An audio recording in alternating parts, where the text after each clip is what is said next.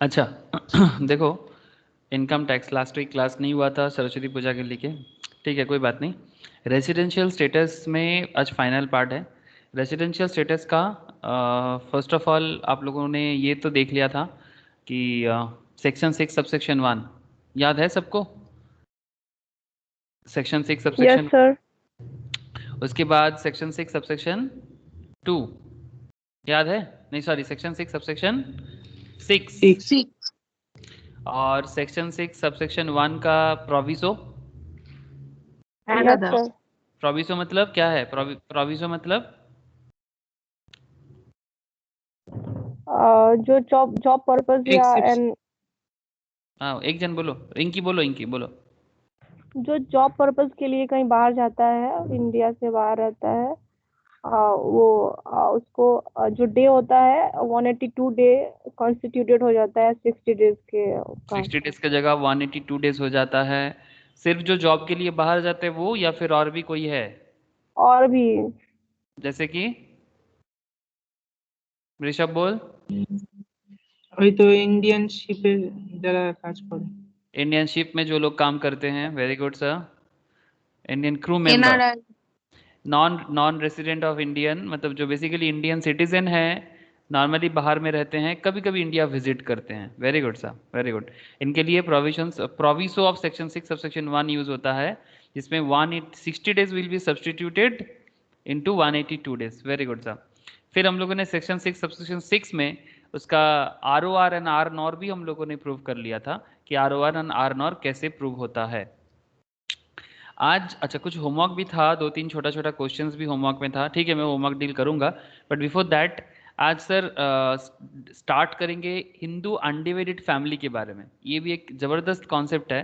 ऐसे Hindu undivided family क्या है ये आप लोग जानते हो, मतलब ये जॉइंट फैमिली बिजनेस, ठीक है, जिसमें हिंदू, सिख, जैन, ओके, हिंदू, सिख, जैन, बुद्धिस्ट, ये लोग जो है, इनका जो भी जॉइंट फैमिली बिजनेस है, इनका एक पर्सन फॉर्म किया गया है, ठीक है, इनका एक पर्सन फॉर्म किया गया है। पर्सन फॉर्म किया गया है मतलब इनके बारे में कहा गया कि इनका जो भी जॉइंट फैमिली बिजनेस है, इनका जो कर्ता होगा, इनका जो कर्ता होगा, कर्ता, एक कर्ता वर्ड यूज किया जाता है सर इनकम टैक्स में, तभी मैं बोल रहा हूँ।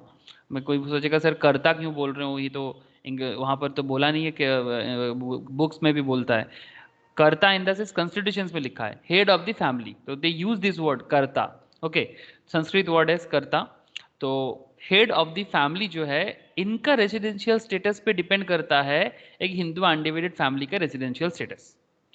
अब सवाल है कि Hindu undivided family like joint family, जैसे कि अगर आप रियल लाइफ में ढूंढो तो आपको मिलेगा। रियल लाइफ में ढूंढने से जॉइंट फैमिली बिजनेस आपको, जैसे केसी पॉल एंड सन्स, कोई भी and brothers and sons, Ganguram and sons, बहुत फेमस फेमस बिजनेस आपको दिख जाएगा। नाम तो सुने होंगे सर, केसी पॉल छाता छाता, अभी बारिश का दिन आएगा तो टीवी में ऐड बहुत देखोगे। केसी पॉल, महेंद्र दत्ता एंड सन्स, नाम सुने कि नहीं सुने? Yes sir. हाँ, तो जैसे ही आपको किसी दुकान के बगल में ऐसा दिख जाए and sons, grand sons, and brothers, even आजकल एंड सिस्टर्स भी निकल गया, जानते हो सर? ये फेमिनिज्म का जमाना चल रहा है। सिर्फ एंड ब्रदर्स एंड सन्स क्यों, एंड सिस्टर्स भी आजकल बहुत पॉपुलर है। पंजाब में एक बेटी मतलब इंसान का 3-4 बेटी मिलके एक बहुत फेमस बिजनेस रन कर रहा है, कुछ एंड सिस्टर्स नाम दिया है, ठीक है। तो ये भी एक बहुत फेमस चल रहा है। तो पॉइंट क्या है सर, आज हम लोग हिंदू अनडिवाइडेड फैमिली बिजनेस का रेजिडेंशियल स्टेटस देखेंगे। उसका नियम थोड़ा सा अलग है, थोड़ा सा अलग, बहुत अलग नहीं है, थोड़ा सा अलग है, वही बात करेंगे। और रेजिडेंशियल स्टेटस रिलेटेड कुछ इंपॉर्टेंट एरिया में बात करेंगे, जिसमें ना हम लोग different kind of true false questions, different kind of fill in the blanks type question जो रेजिडेंशियल स्टेटस से पूछता है। तो इस तरह का कुछ लॉजिक है, प्रोविजंस है, जो हम लोग डिस्कस करेंगे, ठीक है सर। चलो मैं आपको स्क्रीन शेयर करता हूँ एंड आप लोग बोर्ड शेयर करता हूँ, आप लोग चालू हो जाओ सर। क्या चालू हो जाओगे? लिखना।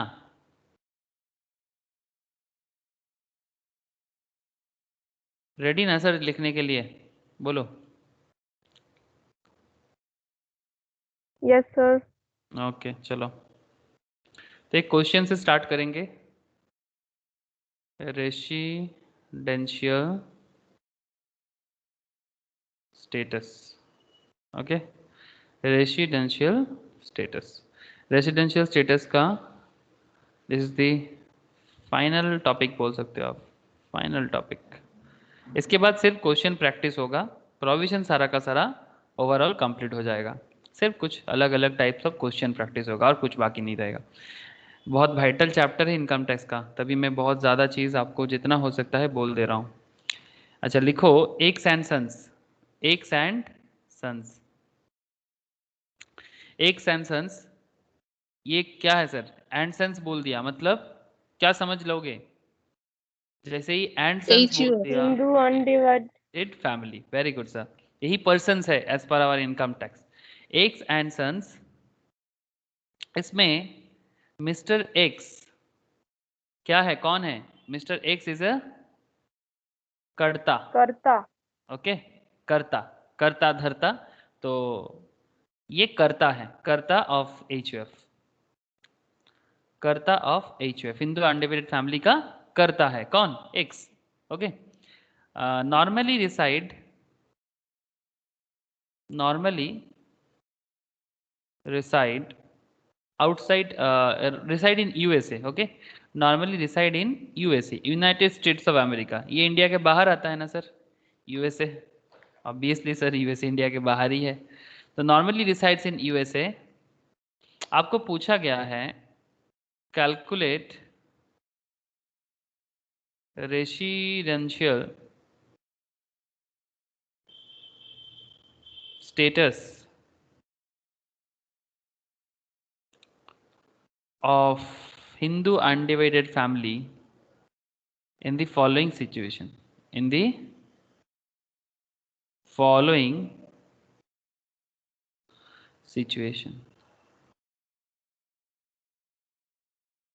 In the following situation. Following situations का situations क्या क्या है? तो situations को अलग से लिखना प्लीज. situations को अलग से लिखना. Point A, mister x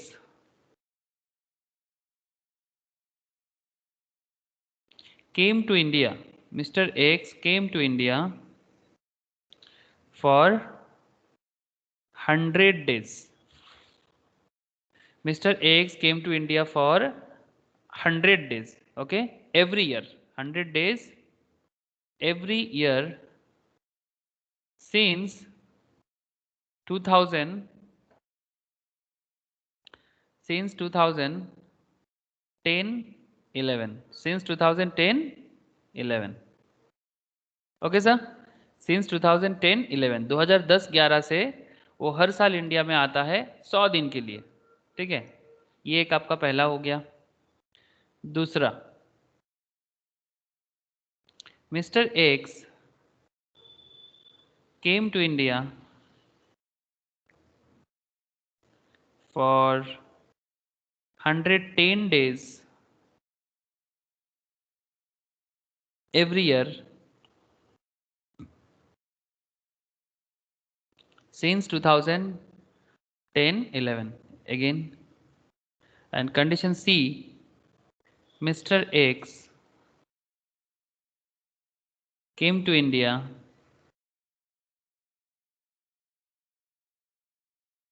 for 50 days, came to India for 50 days every year. 50 days every year in the last 4 year and before that, and before that 200 days every year. Before that 200 days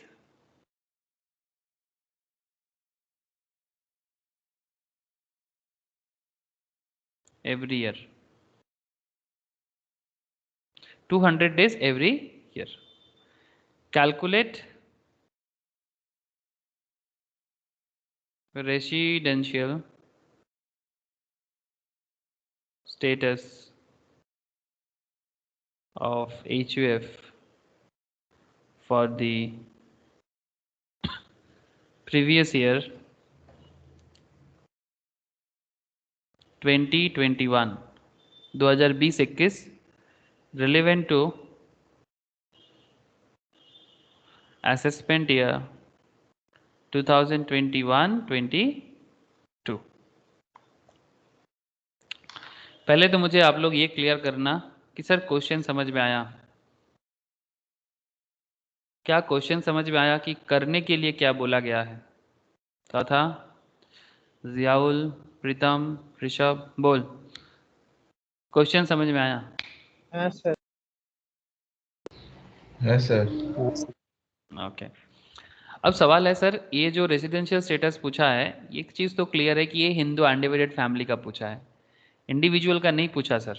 आप लोग शायद matter को देख चुके हो, क्योंकि last में आपको पहला बात तो यहाँ पर स्टार्टिंग में बोला एक सेंसेंस, हाँ, एक sentence mister X is a karta of HUF normally reside in USA, calculate residential status of HUF in the following situations. फिर सिचुएशंस अलग अलग है, मतलब ए सिचुएशंस अलग, बी सिचुएशंस अलग, सी सिचुएशंस अलग, मतलब आप अलग अलग सिचुएशंस को अलग अलग क्वेश्चन समझ सकते हो, हाँ, अलग अलग क्वेश्चन समझ सकते हो। फिर आपको पूछा है कि प्रीवियस ईयर 2021 में रेलिवेंट टू असेसमेंट ईयर 21-22 में आप उनका हिसाब लगाओ कि वो रेसिडेंट है या नहीं। कौन? HUF, हाँ, नॉट मिस्टर एक्स, ठीक है। लेकिन यहाँ पर थोड़ा सा ट्विस्ट है।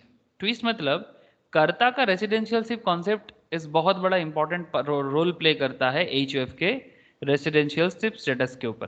कर्ता जो है उसका रेसिडेंशियलशिप सिचुएशन क्या है, वो काफ़ी बड़ा इम्पैक्ट डालता है HUF जो हिंदू अनडिवाइडेड फैमिली बिजनेस है उसके ऊपर। अब कैसे समझोगे? अब चलो उसी को तो सीखना है, तो एक काम करते हैं, इसका आंसर करते हुए मैं आपको समझाता हूँ, ठीक है। चलिए आंसर करते हुए मैं आपके साथ समझते चलता हूँ। सबसे पहला बात सर, इसके बारे में कहाँ बोला गया है?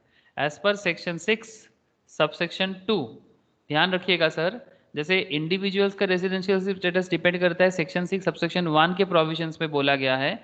सिमिलरली सेक्शन 6 सबसेक्शन 2 में HUF के रेजिडेंशियल स्टेटस के बारे में बोला गया है। हिंदू अनडिवाइडेड फैमिली का जो रेजिडेंशियल स्टेटस है उसके बारे में बोला गया है सेक्शन 6 सबसेक्शन 2 में। तो as per section 6 subsection 2, HUF is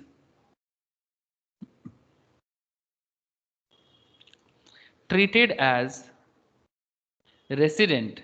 ध्यान से देखिए, एक बार सीखिए, कभी ना भूलिए। As per section 6 subsection 2, HUF is treated as resident if control and management, if control and management मतलब बिजनेस का जो कंट्रोल है, बिजनेस का जो मैनेजमेंट है, ये इसका कंट्रोल एंड मैनेजमेंट कहाँ से हो रहा है? If the control and management of HUF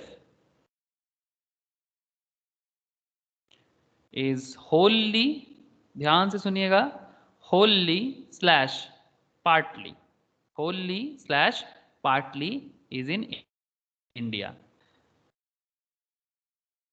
This is the definition, sir. This is the definition.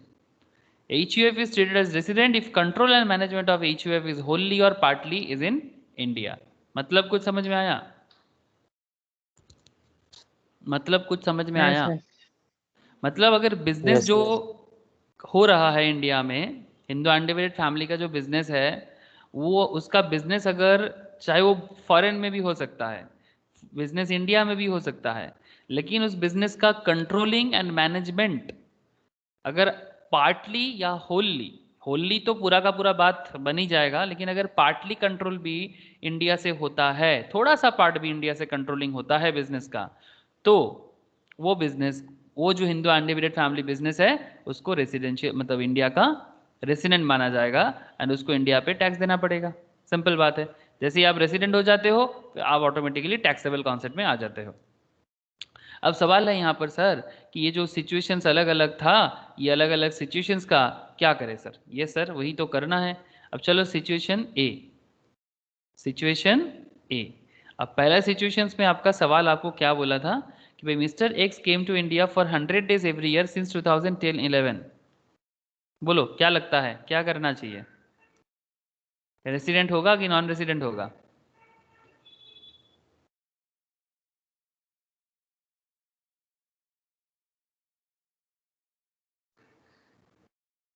क्या करेंगे बोलो। Mister X came to India for 100 days every year since 2010-2011। 2010-11 से मिस्टर एक्स 100 दिन करके इंडिया में हर साल आ रहा है, तो रेसिडेंट होगा कि नहीं होगा?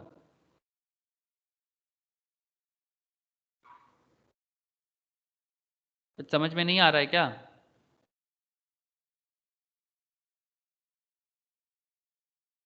कोई तो बोलो। হ্যাঁ স্যার হবে। रेसिडेंट होगा? क्यों होगा वही तो बताओ, क्यों रेसिडेंट मानेंगे? কন্ট্রোল At least ম্যানেজমেंट ইন্ডিয়াতে 7 আছে। कंट्रोल एंड मैनेजमेंट इंडिया में है, very good very good. Control and management India में है। ये देखो, ये 100 दिन करके हर साल आ रहा है ना, तो ये तो करता है बिजनेस का। इसका मतलब ये इंडिया में हर साल 100 दिन करके रहता है, इसका मतलब वो बिजनेस इंडिया में चला या फिर फॉरेन में चला है, लेकिन उसका कंट्रोल एंड मैनेजमेंट तो इंडिया से कर रहा है ना। तो अगर control and management from India है, अगर control and management from India है, तो फिर वो बिजनेस पार्टली या होलली कुछ भी हो, वो उसको रेसिडेंट माना जाएगा सर। ठीक है, उस एच को।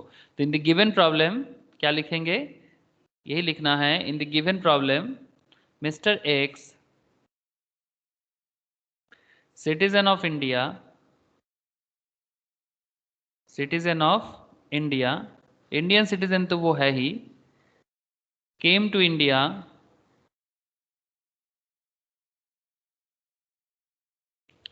for 100 days, came to India for 100 days every year। मतलब अगर आप नॉर्मली सोचो कि वो 60 दिन, उससे पहले वाला 4 साल में 365 दिन, इस तरह का प्रोविजंस पे नहीं जाना है आपको, मतलब वो इंडिविजुअल वाला प्रोविजंस पे नहीं जाना है आपको, बस रेसिडेंशियल सिर्फ स्टेटस के प्रोविजंस पे रहना है। तो in the given problem mister X citizen of India came to India for 100 days every year. So क्योंकि वो हर साल 100 दिन करके आते हैं, so the control and management, control and management is partly या partly wholly? India. Very good sir, partly. Partly, partly from India. In this case तो फिर क्या हो जाएगा, from India, in this case HUF is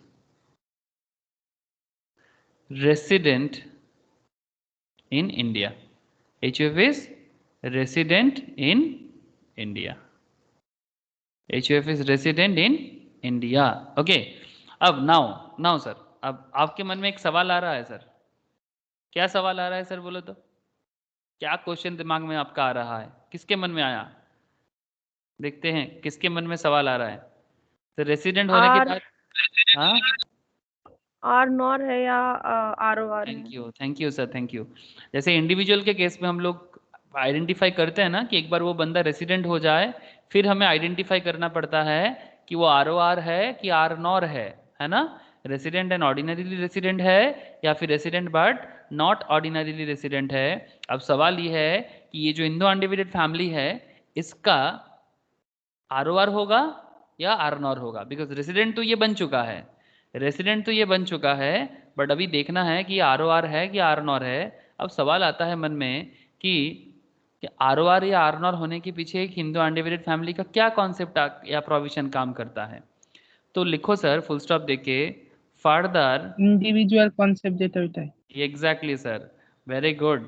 further we have to verify, further we have to verify, we have to verify whether HUF, whether Hindu undivided family is ROR or RNOR, ROR or RNOR। If the कर्ता, if the कर्ता, अगर कर्ता, if the कर्ता of HUF, कर्ता of Hindu undivided family satisfy, if the कर्ता of HUF satisfy both the condition, both the condition of section 6 subsection 6, then HUF is ROR, otherwise R NOR, or not. Otherwise R NOR. अब sir देखो, मजा देखो, concept का मजा क्या हो गया कि पहले तो सेक्शन 6 सबसेक्शन 1 वो रेसिडेंट मतलब इंडिविजुअल के रेसिडेंशियल स्टेटस बताते हैं, और सेक्शन 6 सबसेक्शन 2 वो HUF का रेसिडेंशियल स्टेटस बनाते हैं। बट एक कॉमन पॉइंट आ गया ना सर, मतलब अगर मैं आपको इसको थोड़ा सा सिंप्लीफाई करके बताऊं, सेक्शन एक सेकेंड, सेक्शन 6 सबसेक्शन 1 ये इंडिविजुअल का रेसिडेंशियलशिप स्टेटस प्रूव करता है, इंडिविजुअल रेसिडेंशियलशिप, है ना? हाँ sir. And section 6 subsection 2 HUF का रेसिडेंशियलशिप प्रूव करता है।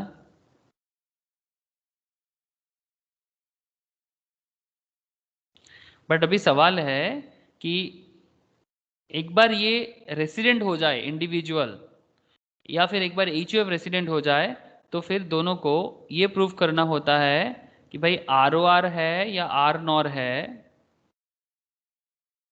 इसके लिए दोनों का कॉमन पॉइंट क्या आ रहा है सर? Section 6 subsection 6। समझ में आया सर?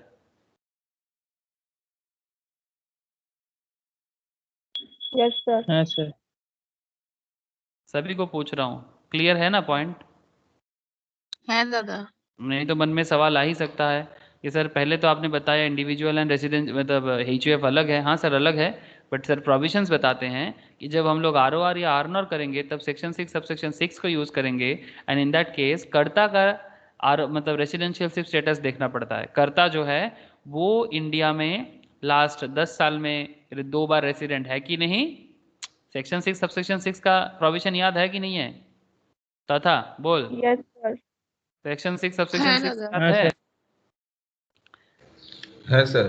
क्या बोलते हैं? सेक्शन 6 सबसेक्शन 6 का प्रोविजंस क्या बताते हैं? बोल। 10 सर साल में 2 बार रेसिडेंट होना पड़ेगा, हाँ और 7 साल में 730 दिन रेसिडेंट होना पड़ेगा। एग्जैक्टली मतलब इसके एक चीज तो बोल दो, प्रीवियस ईयर के ठीक पिछला 10 साल में, हाँ हाँ यस जिस सर। प्रीवियस ईयर का एक्सीडिंग प्रीवियस। कैलकुलेशंस कर रहे हो उसके ठीक पीछे, मतलब exceeding, just exceeding the previous year, previous exceeding the year, उसका पिछला 10 साल में 2 बार रेसिडेंट होना है, और पिछला 7 साल में 730 दिन 730 डेज आपको इंडिया में रहना है।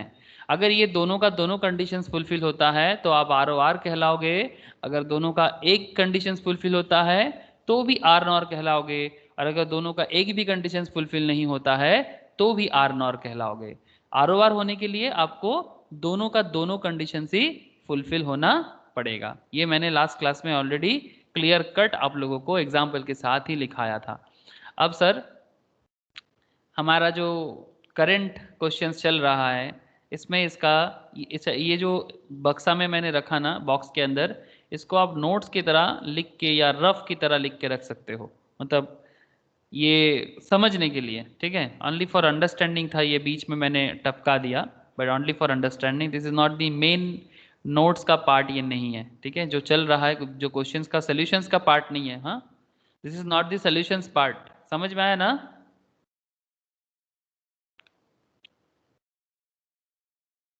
सॉल्यूशंस का part, not the solution part.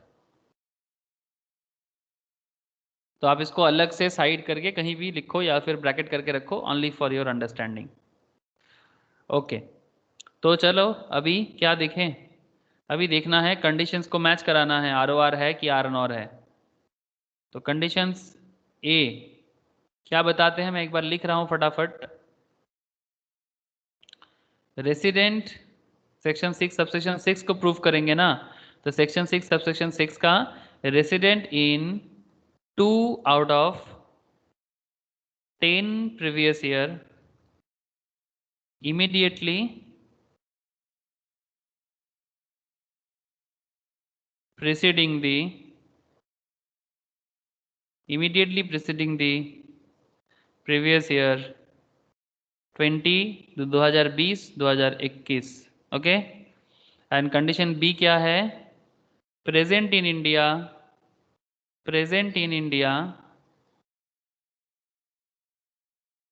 for 730 days in 7 previous year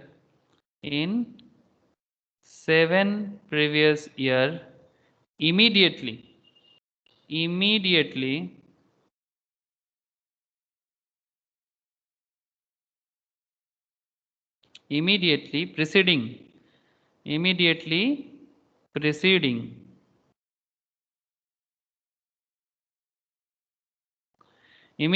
preceding the previous year 2020-2021 है ना सर? तो फिर इन द गिवन प्रॉब्लम क्या हुआ? हमारे प्रॉब्लम में क्या हुआ? चलो देखें। इन the given problem the karta of HUF satisfy कर रहा है या फेल्स टू सेटिस्फाई है sir? fails to satisfy fail क्यों फेल? क्यों? कंडीशन 730 হচ্ছে না 700 হচ্ছে मतलब 100 ये तो করে। आंखों देखी हो जा रहा है ना सर? मतलब by visual inspection this is fully clear कि भाई 100 डेज एवरी ईयर करके अगर आएगा this point, if 100 days every year since 2010-11 तो 7 साल में अगर आप करो तो 700 दिन होगा। 2021 का पिछला 7 साल में 700 दिन होगा और 100 डेज को हम लोग यहाँ पर रेसिडेंट तो हो जाएगा, वो नहीं उसका रेसिडेंशियलशिप होगा क्या? रेसिडेंट 2 साल में रेसिडेंट होने के लिए उसको वही वाला कैलकुलेट करना पड़ता है 60 days in previous year and उसके पिछले 4 साल में 365 डेज, वो भी देखना पड़ेगा। 60 डेज तो हो रहा है बट 4 साल में हो रहा है कि नहीं वो देखना पड़ेगा। बट एक कंडीशन से फुलफिल नहीं हो रहा है, पहला कंडीशन तो फुलफिल नहीं हो रहा है ना, तो फिर ऑटोमेटिकली इसको हम लोग कैंसिल कर सकते हैं, है ना? मतलब ये the given problem the karta of HUF fails to satisfy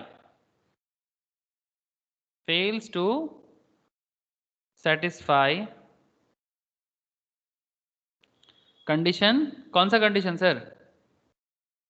fails to satisfy condition A या condition B? Condition B sir, B, that is 700 days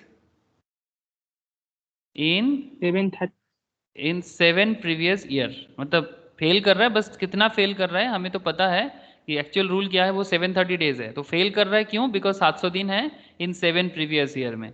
immediately it's 7 previous year, बस और इमीडिएटली लिखने का जरूरत अभी नहीं है।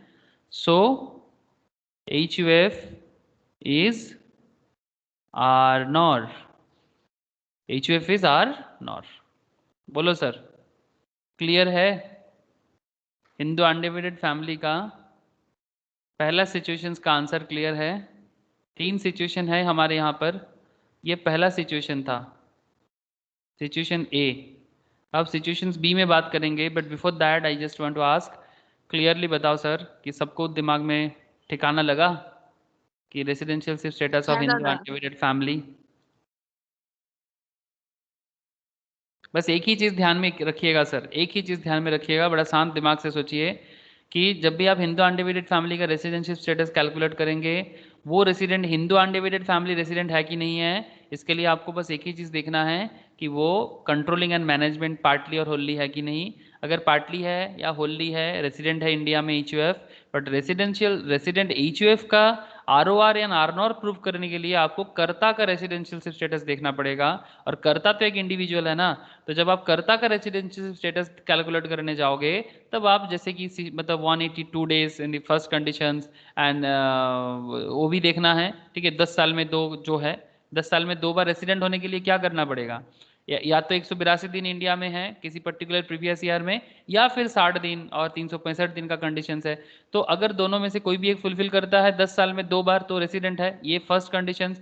या सेकेंड कंडीशन में 7 साल में 730 दिन, तो ये दोनों का दोनों कंडीशंस फुलफिल करे तो बंदा ROR या R नॉर होता है, अदरवाइज वो सिर्फ रेसिडेंट R नॉर रेसिडेंट हो जाएगा या फिर ROR रेसिडेंट हो जाएगा।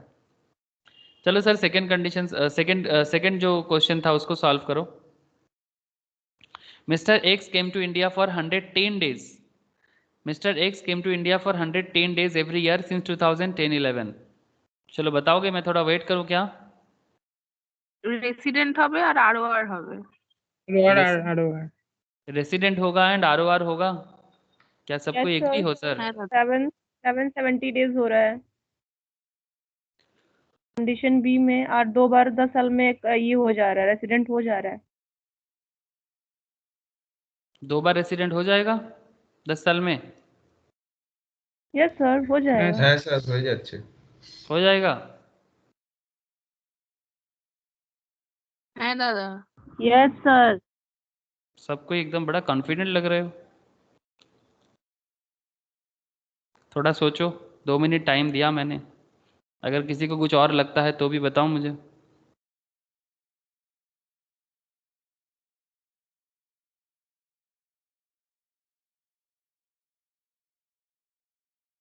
दस साल में 2 बार रेसिडेंट हो जाएगा सर।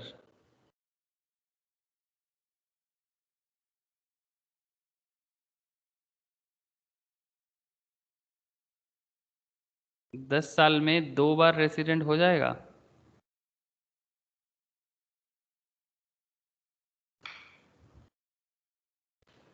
क्या 50 days। लगता?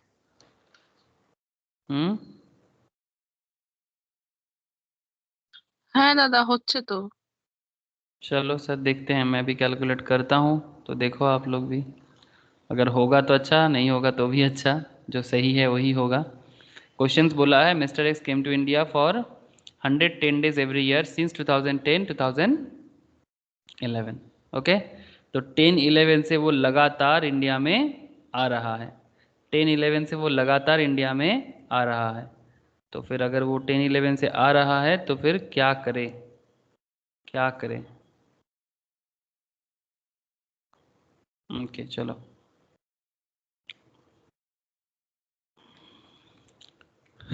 सिचुएशन बी यही है ना?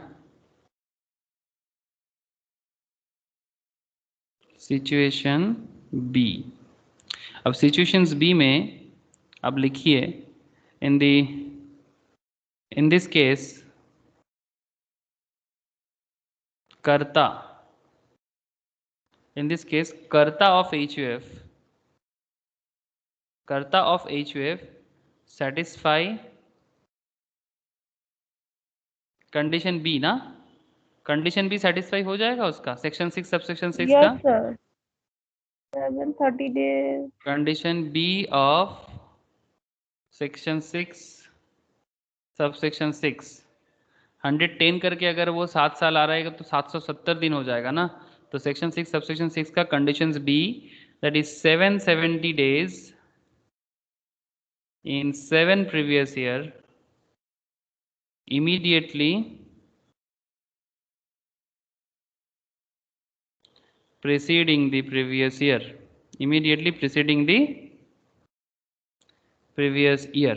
चलो ये तो फुलफिल हो रहा है, आंखों देखिए आ जा रहा है सर, बट कंडीशन ए भी फुलफिल करेगा। कंडीशन ए क्या कहता है कि 10 साल में, कंडीशन ए क्या कहता है सर, 10 साल में 2 बार 2 बार रेसिडेंट। रेसिडेंट होना पड़ेगा।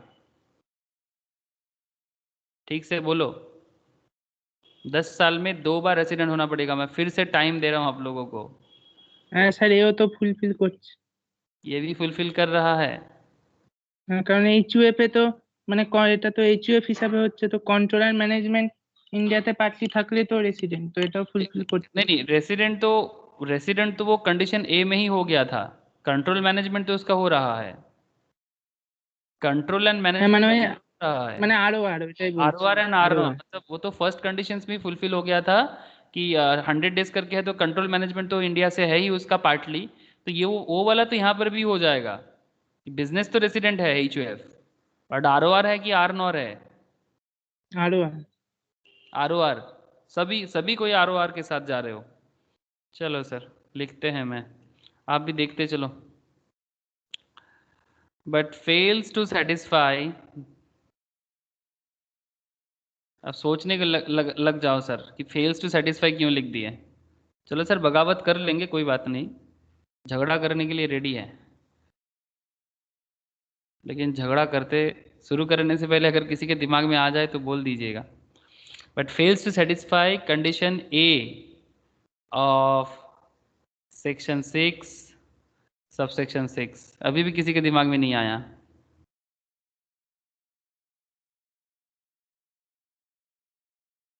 एज पर, अभी भी किसी के दिमाग में नहीं आया? As per explanation to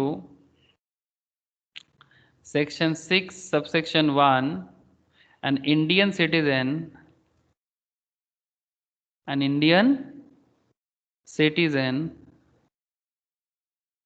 normally reside outside India, outside India, come to India for a visit, come to India for a short visit, the 60 days of condition B,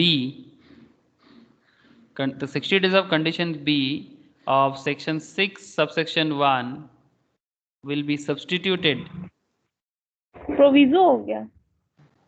नहीं हो रहा है क्या? मैंने थोड़ी किया। सवाल क्या बोल रहा है देखो तो सही। सब्स्टिट्यूटेड बाय 182 डेज, है ना? और वो तो 100 डेज ही है, 110 डेज है। So mister x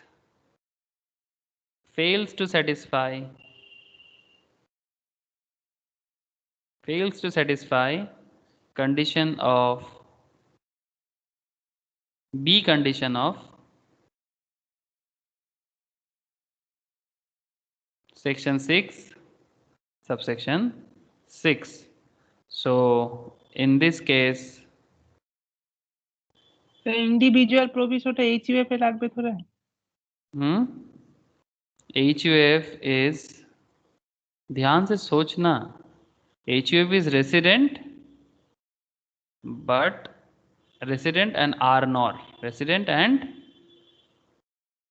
basically HUF is are not, मतलब resident but not ordinarily resident। HUF is are not, आपका सिंपल जवाब होगा are not। अभी भी समझ में नहीं आया? हेलो, अभी भी समझ में नहीं आया? लिखने के बाद भी समझ में नहीं आया? किसी को भी समझ नहीं आया? बोलो ना। नो सर मुझे आया सर। जियाउल एग्री करता है तो था रोशनी, आप लोग outside India came to India for a visit, तो वो प्रोविजो सेक्शन में आता है। हाँ तो प्रोविसो क्यों लगा है सर?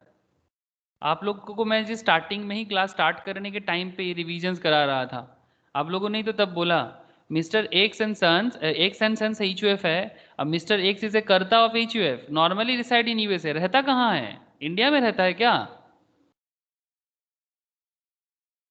हेलो, एक्स रहता कहाँ है? আমি বলছি যে প্রভিজোটা তো ইন্ডিভিজুয়ালের ছিল, তো এইচইউএফ এ রাখবে নাকি? ओहो, कंफ्यूज हो गया ना तुम लोग? नहीं अरे सर, बाबा, नहीं सर, यूएसए में रहता है। यूएसए में नॉर्मली रहता है, कभी कभी इंडिया विजिट करता है। नॉर्मली वो रिसाइड इन यूएसए बट कभी कभी इंडिया विजिट करता है ना। अगर आप कोई भी एक देख लो, mister X came to India for 110 days every year since 2010-11, वो इंडिया का रहने वाला नहीं है, वो यूएस का रहने वाला है। प्रोविसो का सेक्शन देखो, प्रोविसो में क्या बताया कि प्रोविसो में बताया ना कि जो कोई भी इंडिविजुअल जो नॉर्मली इंडिया के बाहर रहते हैं बट कभी कभी इंडिया में विजिट करते हैं, वो प्रोविसो में आते हैं। अब सवाल है कि स्टार्टिंग में हम लोगों ने इसका HUF का सेक्शन क्या है, HUF को रेसिडेंट बनाने के लिए क्या करना पड़ता है? मैंने आप लोगों को नोट भी लिखाया यहाँ पर, बक्सा बना के भी दिया। सेक्शन 6 सबसेक्शन 1 इंडिविजुअल का रेसिडेंशियलशिप स्टेटस प्रूव करता है एंड सेक्शन 6 सबसेक्शन 2 HUF का रेसिडेंशियल स्टेटस प्रूव करता है। तो फिर आप लोग मुझे एक चीज बताओ कि इन दिस सेकेंड क्वेश्चन मतलब बी क्वेश्चन सिचुएशंस बी जो है हमारे दिस क्वेश्चंस में, क्या इस क्वेश्चंस में HUF रेसिडेंट हुआ कि नहीं हुआ?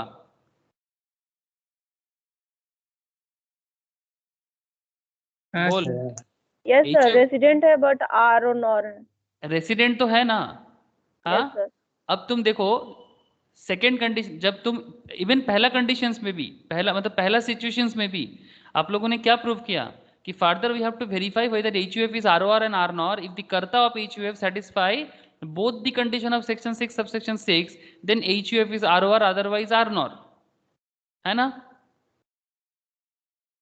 आप लोगों ने बोला ना कि सर if the कर्ता of the HUF satisfy both the condition of section 6 subsection 6 then HUF is ROR otherwise R NOR। अब आप लोग ध्यान से सुनना, सेक्शन 6 सबसेक्शन 6 का दो कंडीशन है।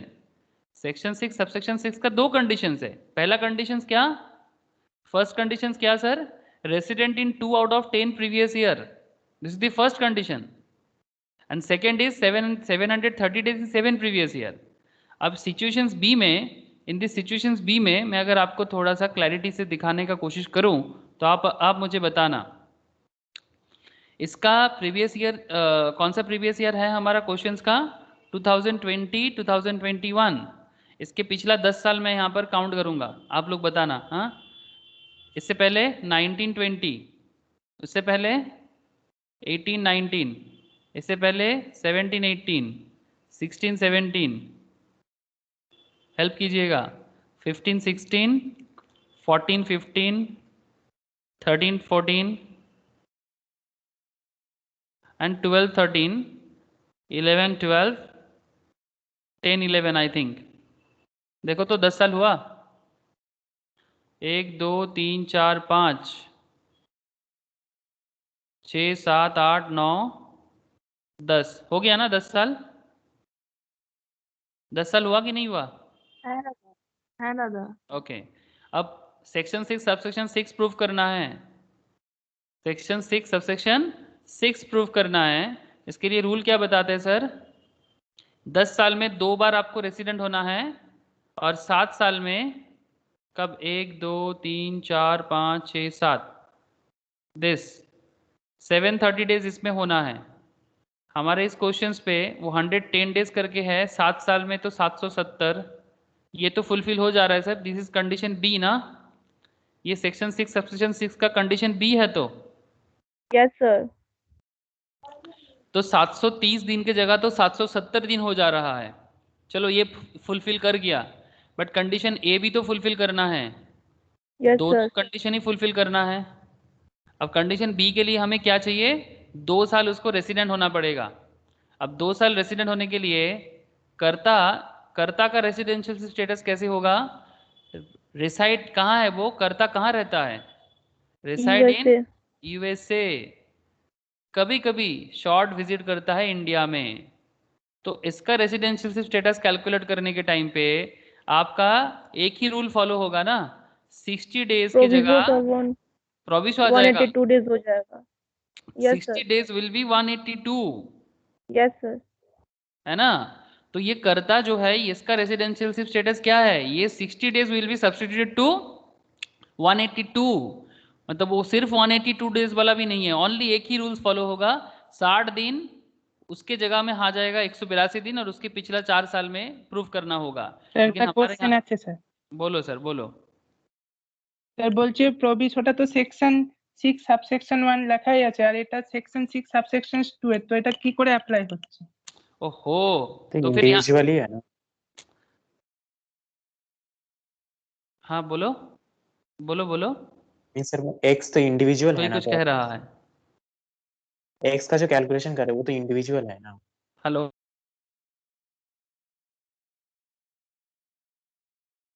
इंडिविजुअल है ना? हाँ, मतलब जब हम लोग ROR एंड RNOR प्रूव करते हैं वो तो कॉमन पॉइंट आ जाता है ना HUF के केस में भी।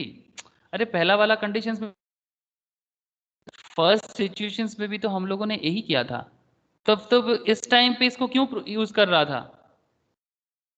हेलो, जब हम लोग ROR या RNOR प्रूफ करते हैं ऋषभ, तो उस टाइम पे हम लोग सेक्शन 6 सबसेक्शन 2 तो सिर्फ HUF का रेसिडेंट प्रूफ करने के लिए है। अब ROR एंड RNOR प्रूफ करने के लिए आपको HUF का ROR RNOR प्रूफ करने के लिए आपको कर्ता का ROR RNOR प्रूफ करना होगा ना। हेलो,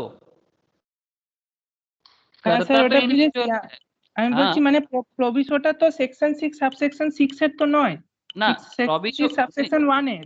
हाँ exactly you are right, but लेकिन तो एक छोटा सा मिस्टेक कर रहा है। सेक्शन 6 सबसेक्शन 1 के अंदर जो कंडीशन ए है, ये कंडीशन ए में बोला है कि 10 साल में 10 इयर्स में 2 बार रेसिडेंट। तो जब रेसिडेंट का बात होता है तो तब तुम्हें सेक्शन 6 सबसेक्शन 1 ही तो प्रूव करना है। 10 साल में 2 साल जब तुम्हें रेसिडेंट प्रूव करना है तो तुम्हें सेक्शन 6 सबसेक्शन 1 ही तो प्रूव करना है। थोड़ा दिमाग का बत्ती जला। अरे तुम 10 आउट ऑफ 2 इयर्स में रेसिडेंट बनना चाहते हो, तो उसके लिए तो तुम्हें सेक्शन 6 सबसेक्शन 1 ही तो प्रूव करना होगा। ऋषभ बोल, नहीं समझ में आ रहा है? सर वो शॉर्ट विजिट के लिए आ रहा है, वो इंडिया आउटसाइड इंडिया रहता है, तो वो तो हाँ प्रोविजो हो ही गया, तो नॉर्मल बात है। हाँ ठीक है, सुन ऋषभ का क्या कन्फ्यूजन है मैं बताता हूँ। ऋषभ बोल रहा है कि सर जब आप सेक्शन 6 सबसेक्शन 6 के अंदर प्रूव कर रहे हो तो आप सिर्फ 730 दिन और 10 साल में 2 बार रेसिडेंट बना दो ना। तो सवाल तो वही कर रहा हूँ मैं कि 10 साल में 2 बार रेसिडेंट बनने के लिए तो प्रोविसो आ जा रहा है ना। और कर्ता जो है वो प्लेन सेक्शन 6 सबसेक्शन 1 नहीं है। कर्ता जो है यहाँ पर इज नॉर्मल सेक्शन 6 सबसेक्शन 1 नहीं है, वो प्रोविसो ऑफ सेक्शन 6 सबसेक्शन 1 है, जिसमें 3 तरह का लोगों के बारे में कहा गया था। देखो एक बार नोट्स पलट के देखो ना कॉपी में, 3 तरह के लोगों के बारे में कहा गया। एक जो जॉब लेके इंडिया का छोड़ के जाते हैं, दूसरा जो इंडियन नेवी में काम करते हैं, तीसरा जो नॉर्मली इंडिया के बाहर रहते हैं, इंडियन सिटीजन हैं बट कभी कभी इंडिया विजिट करते हैं। ये जो हमारा करता है वो उस तरह का लोग है जो इंडियन सिटीजन तो है बट इंडिया के बाहर रहते हैं, बट कभी कभी शॉर्ट विजिट के लिए इंडिया आते हैं।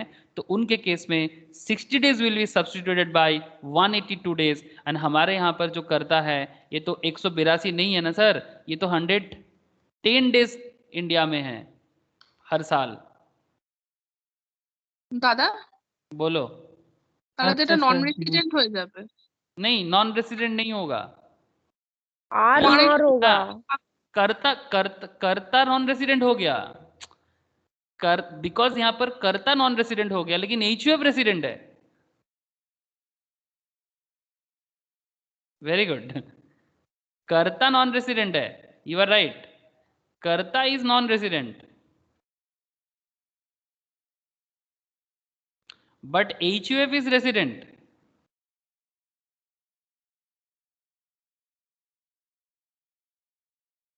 है ना?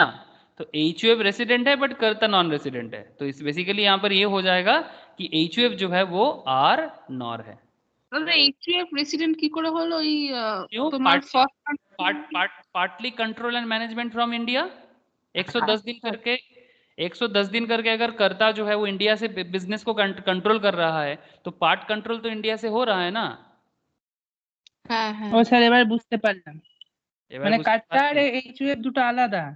ऑब्वियसली। হ্যাঁ হ্যাঁ, এবার বুঝেছি। जो भी हो इतना भी कॉम्प्लेक्स नहीं है जितना कॉम्प्लेक्स तुम लोग सोच रहे हो। थोड़ा ठंडा दिमाग से सोचो, मैटर को कॉम्प्लेक्स मत बना देना, सिंपल है। सभी को एक बार फिर से पूछ रहा हूँ, क्लियर है?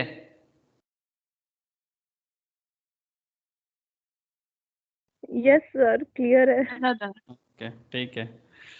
देख रहे हो सर, ये टैक्स में बहुत सारा चीज़ें सोचना पड़ता है, छोटा छोटा चीज़ भी माइनर माइनर प्रॉब्लम या गैप क्रिएट कर देता है। कोई बात नहीं सर, समझ में आ जाएगा। স্যার তাহলে আগের সিচুয়েশনটাতে কি হবে, সিচুয়েশন 1টাতে? সিচুয়েশন 1টাতে তো হলো, তো প্রুফ করলাম তো আমরা। না স্যার, ওটাতেও তো তাহলে একই আসছে, মানে তখনও তো সেই কন্ডিশনটা স্যাটিসফাই হচ্ছে না। প্রথম কন্ডিশনটাতে আমরা কি বলেছিলাম? Present in India 2 out of 10 previous year immediately. হ্যাঁ সেমই তো হয়েছে, সেমই তো হয়েছে, আমাদের আনসার তো সেমই হয়েছে।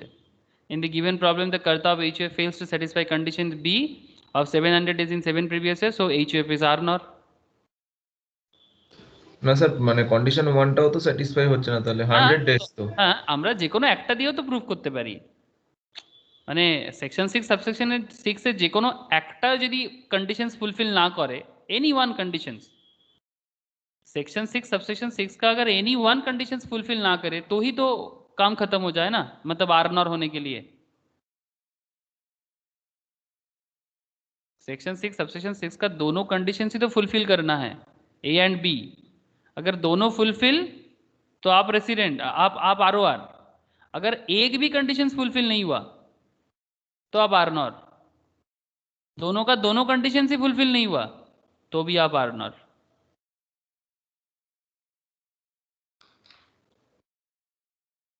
क्लियर है कि नहीं बोल तथा? हम लोग हाँ सर। सिचुएशन से तो ऑलरेडी आंसर करके ही आए, उसमें हम लोगों ने 100 डेज वाला को मतलब वो एक्चुअली वही है ना, एक्चुअली मुझे पता था 100 जैसे ही हम लोग कंडीशन ए को लेके बात करेंगे, जैसे ऋषभ का सवाल उठ रहा था ना, ऋषभ कोई गलत सवाल नहीं किया, एकदम सही सवाल था। लेकिन सर एक चीज़ आप लोग शायद ध्यान नहीं दे रहे हो, जैसे जियाउल पकड़ लिया था मैटर को कि सर सेक्शन 6 सबसेक्शन 6 के अंदर जो कंडीशन ए है उसमें जो 10 आउट ऑफ 2 एटलीस्ट 2 बार आपको रेसिडेंट होना है। ये 2 बार रेसिडेंट होने के लिए तो आपको सेक्शन 6 सबसेक्शन 1 का प्रोविसो, अगर वो करता, वो कंडीशंस प्रोविसो में आ जाते हैं, अगर वो नॉर्मल भी है तो भी आपको करना होगा, एटलीस्ट 2 बार रेसिडेंट तो फुलफिल करना होगा ना। इसलिए सेक्शन 6 सबसेक्शन 6 के अंदर सेक्शन 6 सबसेक्शन 1 का काफी बड़ा पार्ट छुपा हुआ है ना सर? सेक्शन 6 सबसेक्शन 6 के अंदर सेक्शन 6 सबसेक्शन 1 का मतलब नॉर्मल पार्ट एंड प्रोविसो पार्ट दोनों छुपा हुआ है। तो ये चीज़ आप लोगों को ध्यान रखना चाहिए, एक बार प्लीज़ गो थ्रू कीजिएगा घर पे। ऐसा नहीं कि मैं प्रोविजंस लिखा देता हूँ और आप बाद में इसको देखते ही नहीं हो, ऐसा मत करना sir. Tax is all about provisions, बार बार बोल रहा हूँ। टैक्स का जो भी कैलकुलेशंस है, एमसीक्यू पूछे, बड़ा साम्स पूछे, whatever with the questions, tax is all about provisions. अगर आप प्रोविजंस को प्रैक्टिस नहीं करोगे, दिमाग में नहीं रखोगे, तो फिर आप बड़े बड़े को प्रॉब्लम में डाल देता है। आप लोग कौन हो सर?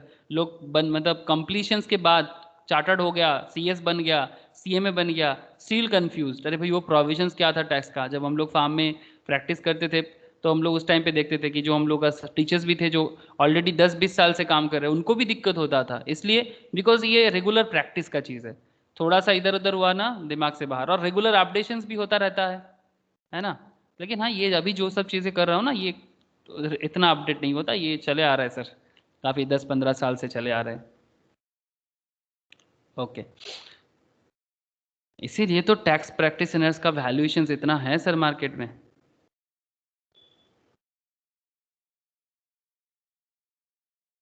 सिचुएशन 3C, सिचुएशन सी। चलो सर सिचुएशन सी बताओगे क्या? यस सर, आर नॉर होगा। सी में क्या बोला? Mister X came to India for 50 days every year in the last 4 years and before that 200 days every year. Calculate residential status. बोलो 50 दिन 4 साल में और उससे पहले 200 दिन करके। तो क्यों ना एक काम करो, इसको सिचुएशन सी को एक काम करो, इसको ना मैप बना लो, एक कैलकुलेशंस का डेज का एक मैप बना लो तो इजी हो जाएगा। आपका प्रीवियस ईयर क्या है? 2020-21, ओके 2021, 20-21 आपका प्रीवियस ईयर है, और इसके पिछला 10 साल आपको पहले लिख लेना चाहिए, जो मैंने ऑलरेडी पहले भी लिखा था, फिर से एक बार लिख रहा हूँ फ्रेशली। 1920, 18-19, 17-18, 16-17, 15-16, 14-15, 13-14, 12-13, 11-12, 10-11, बस कंप्लीट। अब आपको क्या पूछा है सर? आपको बोला है, आपका जो हिसाब यहाँ पर दिया है कि आप এটা তো আরওআরই হচ্ছে। हाँ এটা তো স্যার সিওর আরওআর হচ্ছে। आर होगा, हाँ चलो अगर आर होगा तो फिर बहुत अच्छा रहेगा सर, देखते हैं। तो 50 दिन नहीं करके सर, 4 आर साल, नॉर होगा। अच्छा ठीक है, देखो क्योंकि 182 डेज 50 50 50 50 4 साल तक 50 दिन ना, और उससे पहले 200 दिन करके, उससे पहले 200 दिन करके, यही प्रोविजंस में बोला है ना। हाँ सर। क्वेश्चन यही बोला है कि पहला 4 साल 50 दिन करके, और उससे पहले वो 200 दिन करके इंडिया में रहती थी, सॉरी रहता था मिस्टर एक्स। तो लास्ट 4 years 50 days। हाँ हाँ, प्रीवियस ईयर के पिछला 4 साल में 50 डेज। हाँ हाँ। क्वेश्चन ठीक से पढ़। For 50 days every year in the last 4 year and before that, last 4 year मतलब क्या, जिस प्रीवियस ईयर का कैलकुलेशंस कर रहे हैं उसका पिछला 4 साल, एंड बिफोर दैट 200 डेज। हाँ पिछला 4। पिछला 4 मतलब क्या, पिछला 4 मतलब जिस ईयर का कैलकुलेशन चल रहा है, this is your calculative year, previous year is your calculative year, your assessment year is 21 22। तो प्रीवियस ईयर का ही कैलकुलेशन होता है असेसमेंट ईयर में बैठे बैठे, और उसका पिछला 4 साल मतलब 1 2 3 4।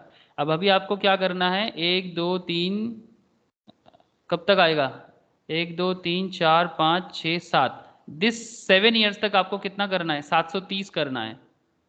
ओके, और कोई भी आपको करना तो यही चाहिए कि इसके अंदर आपको एटलीस्ट 2 बार, इसके अंदर आपको एटलीस्ट 2 बार क्या करना है, रेसिडेंट बनाना है आपको। ठीक है, तो 2 साल रेसिडेंट, और ये तो यहाँ पर आपका हो कितना रहा है सर, एक 50 50 100 150 200 400 600। क्या मेरा काउंटिंग में कुछ गड़बड़ हुआ क्या, 1 2 3 4 5 6 7, तो 400 500 600। एक सेकेंड, 600ই হচ্ছে দাদা।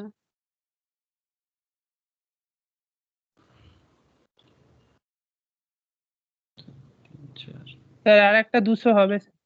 আর একটা 200 হবে। Yes sir. হ্যাঁ 800 হবে 800।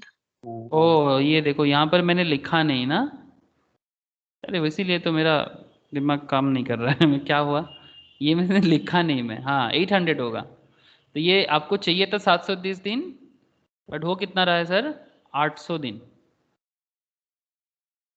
तो 800 डेज यहाँ पर आपका फुलफिल हो रहा है। ठीक है, और पिछला 2 साल में आप रेसिडेंट हो कि नहीं वो कैसे प्रूफ करोगे।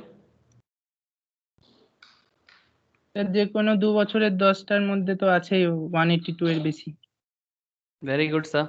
मतलब यहाँ पर अगर अब अगर आप कर्ता का रेसिडेंट भी देख रहे हो यहाँ पर, तो कर्ता 15 16 में 200 दिन तो है ना, 15 16 में 200 दिन है, 14 15 में भी 200 दिन है, या फिर 13 14 में भी 200 दिन है, तो 2 बार तो वो हो ही रहा है resident.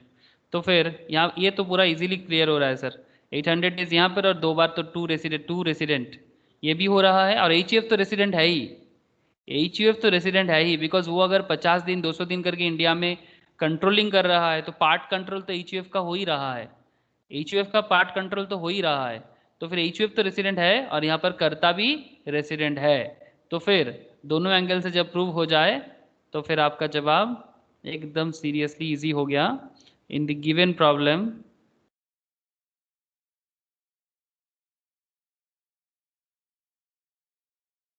Mister x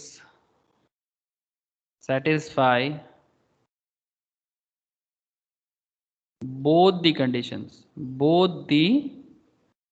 condition of section 6 subsection 6, that is resident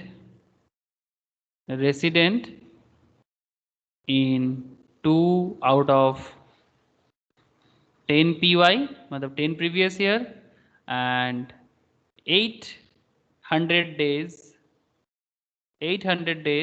in 7 previous year immediately preceding the previous year,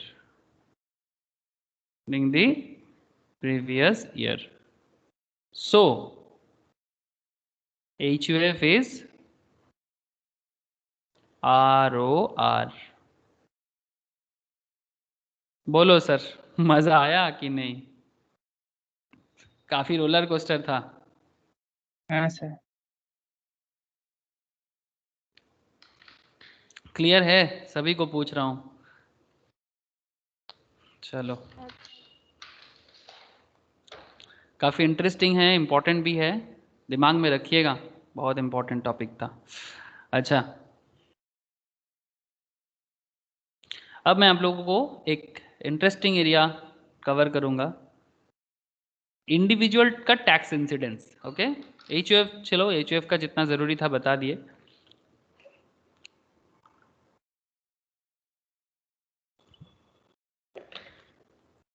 एक VVIP एरिया कवर करने जा रहा हूँ। VVIP क्यों? हाँ सर, बहुत VVIP है, मतलब यहाँ से सवाल होता ही है, कभी कभी भी किसी भी एंगल से पूछ लेता है। मतलब इसलिए पूछ लेते हैं, टैक्स इंसिडेंस पूछते हैं आपसे। टैक्स इंसिडेंस का मतलब क्या है? मतलब टैक्स देना है कि नहीं है। टैक्स इंसिडेंस, टैक्स देना है कि नहीं है इंडिविजुअल का। हाँ, टैक्स देना है कि नहीं है। अब 3 तरह का लोग है, आप लोगों ने तो ये तो मतलब समझ में आ ही गया आप लोगों को कि 3 तरह का लोग है। एक ROR, दूसरा RNOR एंड तीसरा NR, है ना सर? 3 टाइप्स ऑफ पर्सन, मतलब रेजिडेंशियल स्टेटस इज देयर। एक, या तो आप ROR हो जाओगे, या तो आप RNOR हो जाओगे, या तो फिर आप NR हो जाओगे। तो अब इस पे सवाल है कि फिर किसको इंडिया में टैक्स देना है? क्या सभी को इंडिया में टैक्स देना है, या फिर किसी को नहीं देना है? कॉन्सेप्ट क्या है, कब कब टैक्स देना है? तो जो ROR होता है ना सर, दिमाग में रख लीजिएगा, तो very seriously VVIP concept. ROR global income पे टैक्स देता है, ग्लोबल इनकम पे टैक्स देगा। RNOR जो है, इसका कहानी थोड़ा सा अलग है, थोड़ा सा।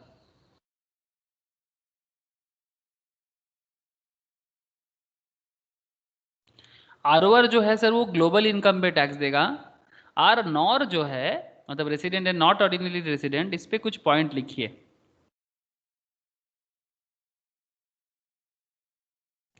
Income received in India. Second bullet, income deemed to receive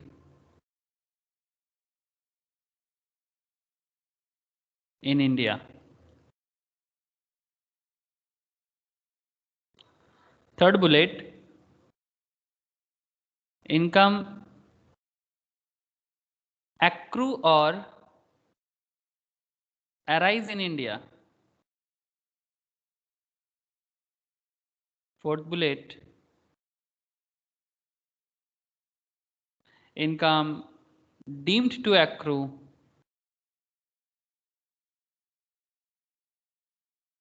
or arise in India.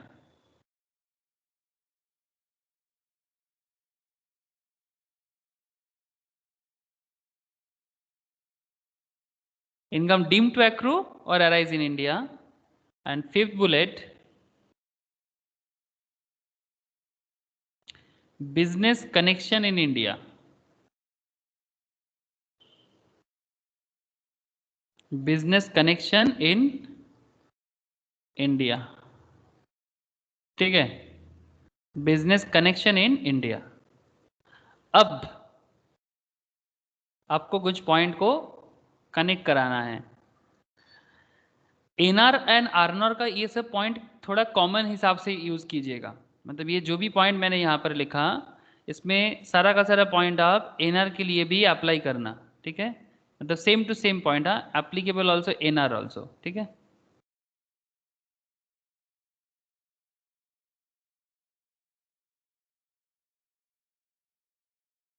अब सवाल क्या है सर? आरनॉर जो है वो इनकम रिसीव्ड इन इंडिया पे टैक्स देगा। एनआर भी अगर वो नॉन रेसिडेंट भी है तो भी अगर इनकम अगर वो इंडिया में रिसीव करता है तो इंडिया में टैक्स देना है। अगर वो नॉन रेसिडेंट है तो भी देना है। Income deemed to received in India, ये आरनॉर तो देगा ही। डीम्ड मतलब सर मान लेंगे, रिसीव हुआ नहीं है पर मान लेंगे कि हुआ है, एनआर भी देगा। इनकम एक्रू और अराइज इन इंडिया, अगर इनकम एक्रू मतलब ड्यू हो रहा है इंडिया में या फिर इंडिया से ही अराइज हो रहा है, या ड्यू हो रहा है या फिर अराइज हो रहा है, अगर आप आरनॉर हो तो भी दोगे, अगर आप एनआर हो तो भी दोगे। इनकम डीम टू एक्रू और arise in India, income deem to accrue मतलब अभी तक ड्यू इंडिया से हुआ नहीं है पर मान लेंगे कि हो रहा है। अब वो कब होता है कैसे होता है आगे का चर्चा वही होगा, आगे का चर्चा यही होगा कि कब होता है सर, डीम टू एक्रू क्या है, इनकम डीम टू अराइज क्या है। I will discuss this things, आगे आगे वही चर्चा होगा। बट सवाल है कि ये भी टैक्स देगा ये भी टैक्स देगा, तो सर दोनों ही टैक्स देगा तो फिर लिखाने का जरूरत। Sir business connection in India पे, बिजनेस कनेक्शन इन इंडिया पे आरनॉर टैक्स देगा बट एनआर टैक्स नहीं देगा, एनआर टैक्स नहीं देगा। इसको एक ही क्रॉस करो, एनआर टैक्स नहीं देगा। नॉन रेसिडेंट बिजनेस कनेक्शन पे इंडिया पे टैक्स नहीं देगा, बट हाँ आरनॉर बिजनेस कनेक्शन पे भी इंडिया पे टैक्स देगा। और आरओआर क्या है सर, जो आरओआर है वो ग्लोबल इनकम पे टैक्स देगा, मतलब वो दुनिया में कहीं भी कमाए, अगर वो आरओआर है वो दुनिया में कहीं भी कमाए। ये जो पूरा वर्ल्ड देख रहे हो ना sir, this is the whole earth, okay. अब आपको सामने दुनिया भी आ रहा है, ठीक है। आप कौन हो, भारत के आरओआर हो, बात को समझना sir. You are ROR in India, अगर आप इंडिया का आरओआर हो तो दुनिया भर में जहाँ से भी कमाओगे, पूरा ग्लोबल, पूरा दुनिया से जहाँ भी कमाओ, अगर आप आरओआर हो भारत में टैक्स जमा करो। रशिया से कमाओ, यूएस से कमाओ, इंग्लैंड से कमाओ, फर्क नहीं पड़ता, अगर आप इंडिया का आरओआर हो तो आपको इंडिया में टैक्स देना है। अगर आप नॉन रेसिडेंट हो तो उसका कंडीशंस मैंने आपको बताया। नॉन रेसिडेंट मतलब कोई फॉरेनर बेसिकली ऐसे हो जाते हैं, जरूरी नहीं, कभी कभी इंडियन मतलब सिटीजन भी नॉन रेसिडेंट हो सकते हैं। और अगर आप आर नॉर हो तो उसके केस में भी मैंने आपको बताया, income received in India, income deem to received in India, income deem to accrue और अराइज इन इंडिया। ठीक है, समझ में आ रहा है sir?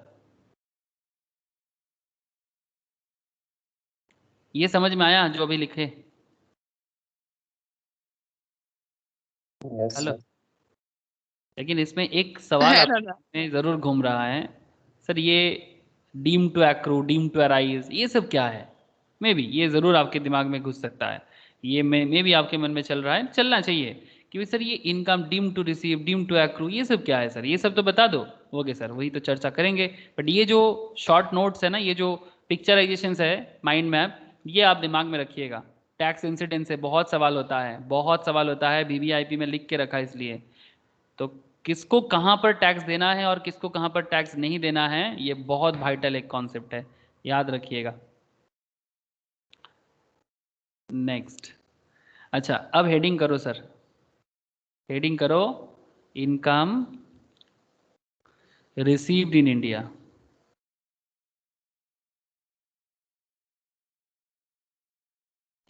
Income received in India का मतलब क्या है, ठीक है, इसका मतलब क्या है यही क्लैरिटी करना है। चलो, the word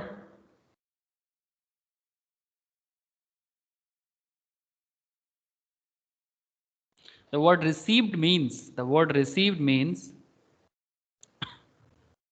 first occasion. The receive means the first occasion.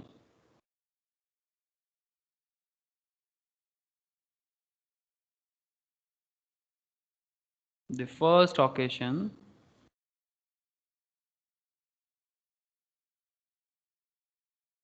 when the recipient, when the recipient gets the money, recipient gets the money under his control, under his or her, जो भी आपको ठीक लगे, under his control. There will be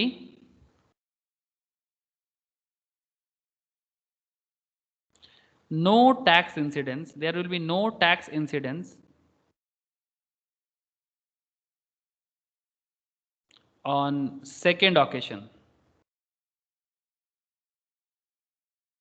There will be no tax incidents on second occasion.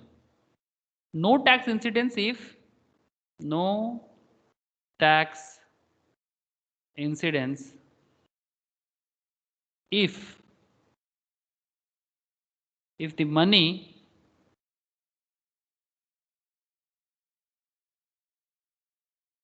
brought into India, if the money brought into India, no tax incidence if the money brought into India. तो इसको example के तौर से solve करते हैं. Example करो, एक clear हो जाएगा.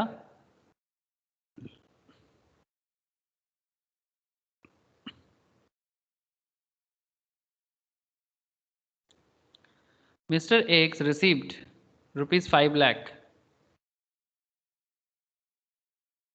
as on 17th of October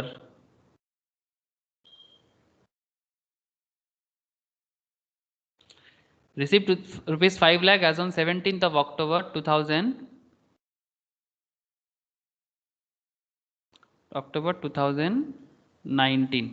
ठीक है. In USA, same amount brought into India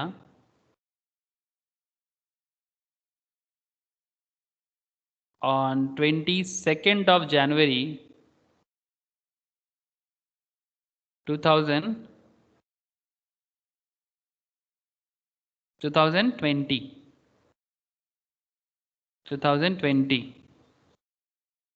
Explain the tax incidence if Mr. X is ROR or RNOR और NR.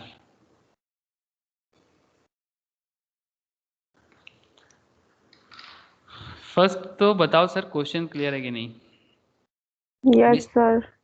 Mr. X received rupees 5 lakh as on 17th of October 2019 in USA. Same amount brought into India as on 22nd of January 2020.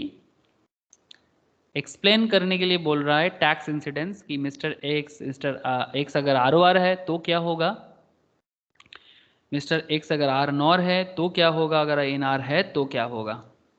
बोलो sir. पहले तो देखते हैं sir, लिखा तो देंगे कैसे लिखना है आंसर को, बट पहले आपका जवाब क्या होगा.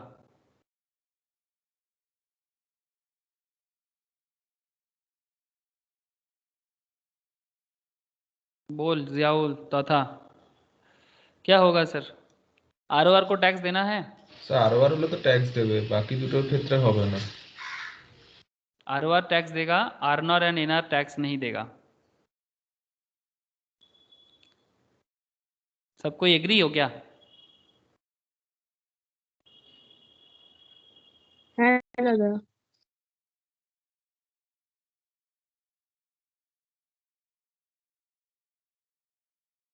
सबको एग्री हो तो फिर लिख ही दो, और क्या.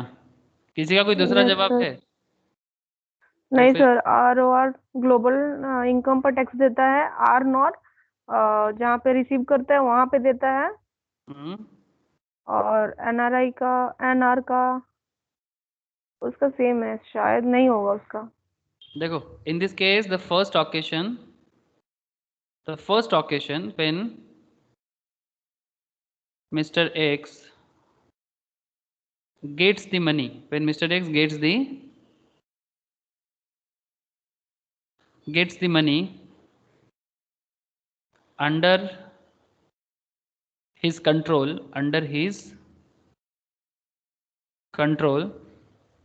is in USA, है ना. फर्स्ट टाइम जब पैसा उनको मिला था तब USA में मिला था. if Mr. X is ROR, then liable to pay tax on rupees 5 lakh ना, liable to pay tax on rupees 5 lakh, that is global income, मतलब इसको ग्लोबल इनकम पे इंडिया में टैक्स देना है। ये इनकम जो है ये टैक्सेबल है इंडिया में। If mister X is R NOR और N R, then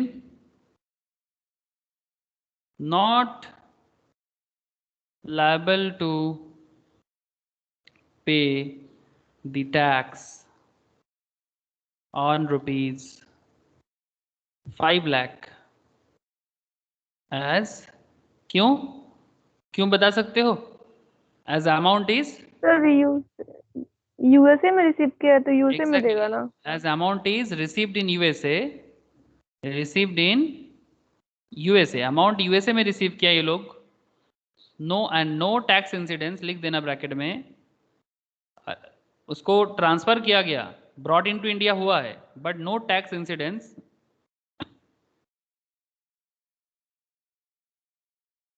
on amount brought into India, brought into India, इसके लिए कोई टैक्स इंसिडेंस नहीं है।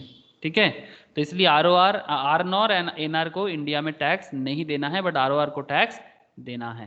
तो बहुत वाइटल है सर, इसलिए रेसिडेंशियल स्टेटस इतना इंपॉर्टेंट क्यों है कि सरकार किसको टैक्स देने के लिए मजबूर करेगा और किसको टैक्स से छोड़ेगा, ये बहुत वाइटल पॉइंट है। इसलिए residential status is one of the most celebrated chapter in income tax. चलो next, income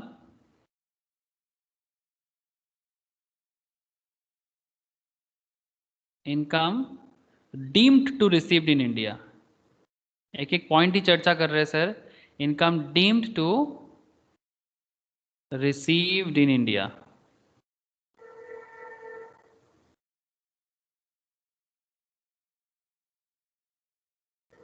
means income deemed to received in India means क्या है, इसका क्या मतलब होता है, अर्थ क्या है इसका? The income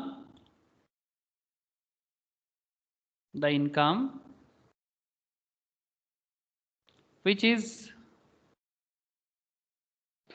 not actually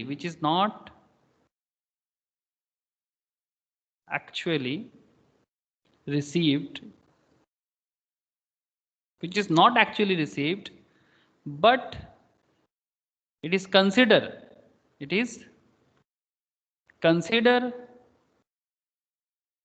that it is received।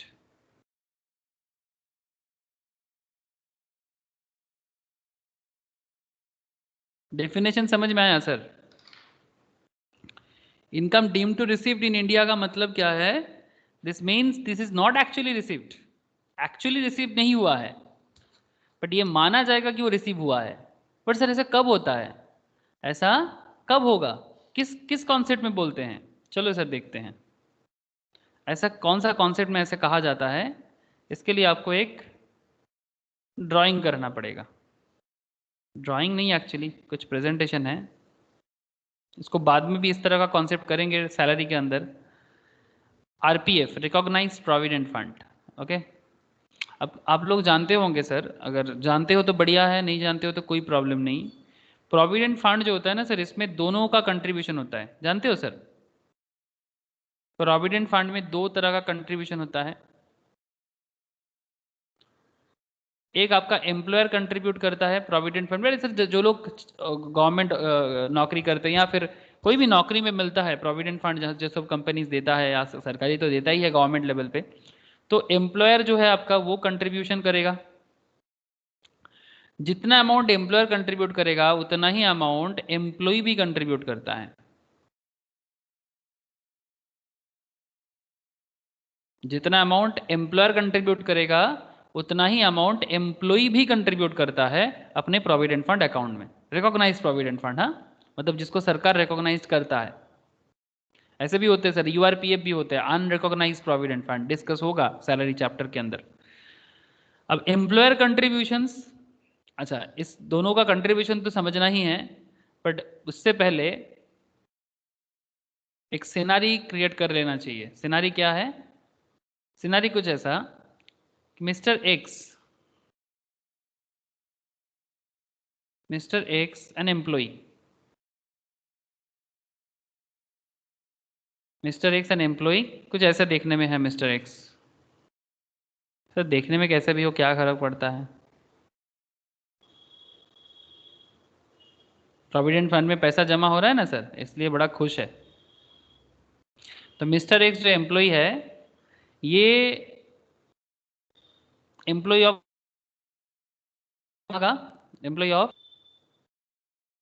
A limited, A limited में ये एम्प्लॉय है। ₹20,000 पर मंथ इनको सैलरी मिलता है सर, 20,000 पर मंथ। इसमें से 18,000 इसके हाथ में मिलता है और बाकी 2,000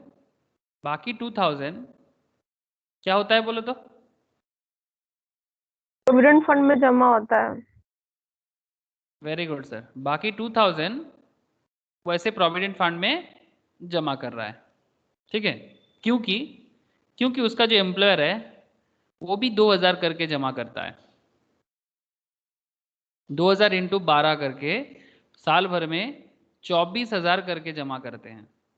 तो वो भी बंदा क्योंकि उसका एम्प्लॉयर करता है तो वो भी अपने सैलरी से 2,000 करके 12 महीने का जमा करते हैं, ठीक है। तो यहाँ भी आ गया 24,000, ठीक है। इसमें थोड़ा सा सैलरी का भी चर्चा हो जाएगा, बट डिटेल चर्चा सैलरी में ही होगा। अच्छा, ये 18,000 का मतलब क्या है? मतलब इसको बोलते हैं sir net of own contribution to RPF. मतलब अपने ही आरपीएफ में, अपने ही प्रोविडेंट फंड में पैसा जमा करने के बाद हाथ में मिलता है 18,000। तो हिसाब कुछ ऐसा, बेसिक प्लस, मतलब बेसिक ही है, बेसिक के अंदर ही 18,000 प्लस बेसिक, सही अलाउंस वगैरह कुछ नहीं ले रहा यहाँ पर, 18,000 प्लस 2,000 जो प्रोविडेंट फंड के लिए चला जाता है इनटू 12, कितना सैलरी हो जाएगा सर साल भर का? 2,40,000, 2,40,000 है ना? Hello, yes sir, 2,40,000, 2,40,000। अब सर नियम कहता है ये जो 24,000 है, इसमें नियम है कि अप टू 12% ऑफ सैलरी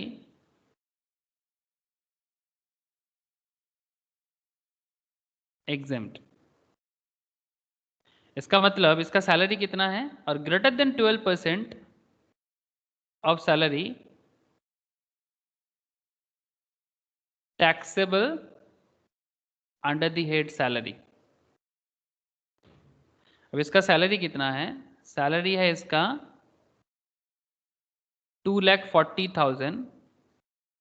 तो 2,40,000 का 12% करो, कितना होता है? 28,800। 28,800। कंट्रीब्यूशन कितना करता है एम्प्लॉयर? कितना कंट्रीब्यूट करता है सर? 2,000। है ना? ये 24,000 एम्प्लॉयर कंट्रीब्यूशन टू आरपीएफ। 24,000 ना, 2,000 मतलब मंथली है, साल भर का कितना? 24,000, 24,000 ना। समझ में आ रहा है? Hello, yes sir. तो हिसाब ये है कि एम्प्लॉयर जितना कंट्रीब्यूट करेगा, वो अगर सैलरी का 12% से ज़्यादा है तो जो ज़्यादा अमाउंट होगा वो टैक्सेबल हो जाता है। बट हमारे इस केस में 2,40,000 का 12% 28,800 होता है। जो एम्प्लॉयर कंट्रीब्यूशन 24,000 से कम है तो फिर टैक्सेबल नहीं है। ओके, मतलब नॉर्मली एम्प्लॉयर कंट्रीब्यूशन टैक्सेबल होता है अगर वो 12% ऑफ सैलरी से ज़्यादा है। एम्प्लॉय कंट्रीब्यूशन टैक्सेबल नहीं होता है, बिकॉज वो तो उसका इनकम के अंदर ही जोड़ा जाता है ना सर, उसका जो 20,000 का सैलरी है ना, वो सैलरी के अंदर ही इंक्लूड होता है, तो इसका अलग से यहाँ पर टैक्स करने का जरूरत नहीं है, वो उसका बेसिक के अंदर ही इंक्लूडेड है, तो ये टैक्सेबल नहीं होता। अब सर आपके मन में सवाल जरूर आ रहा है कि ये 2,000 तो एक्चुअली उसके हाथ में नहीं आ रहा है, फिर 2,000 जो एक्चुअली वो यहाँ पर पेमेंट कर रहा है, कंट्रीब्यूशन कर रहा है, करंट इनकम तो है नहीं, मतलब एक्चुअली क्या उसको रिसीव हो रहा है 2,000? No sir. लेकिन मान लेंगे ना कि रिसीव हो रहा है, बाद में तो मिलेगा प्रोविडेंट फंड का पैसा, प्रोविडेंट फंड का पैसा यस तो सर, बाद में मिलेगा, Yes, sir. तो that is the reason retirement के समय। रिटायरमेंट के समय मिलता है, या फिर पहले भी वो चाहे तो तोड़ सकता है, वो भी नियम है, जो लोग कंपनीज वगैरह में नौकरी करते हैं वो उनको पता होता है कि कब कैसे आप प्रोविडेंट फंड तोड़ सकते हो, दैट्स अ डिफरेंट इशू, उसके अंदर नहीं जा रहे हैं। हाँ, अब सवाल है कि income deemed to received in India means the income which is not actually received, जो 2,000 आपको ऐसे तो आपको ही मिलेगा बट करेंटली आपको नहीं मिल रहा है, but it is consider that it is received. सही है ना? हाँ यस sir. सर। तो याद रखिएगा, बाकी तो प्रोविडेंट फंड का चर्चा सैलरी चैप्टर में बहुत जबरदस्त होगा, तो एकदम और अच्छा अच्छे से समझ में आ जाएगा। फिलहाल जितना जरूरी था in this context I think एकदम क्लियर है। ओके सर, मजा आ रहा होगा आप लोगों को। सर कैसे मुझे पता चलता है कि आप लोगों को मजा आ रहा होगा? पता नहीं, मैं तो ऐसे ही तुक्का मारता रहता हूँ। जब मुझे लगता है कि मुझे मजा आ रहा है तो फिर मैं आप लोग सोच लेता हूँ कि आपको भी मजा आ रहा हो। अब इसका मतलब ये थोड़ी ना है कि हमेशा ऐसा ही होता है, ना भी हो सकता है। अच्छा, पॉइंट नंबर 3, इनकम एक्रू और arise in India.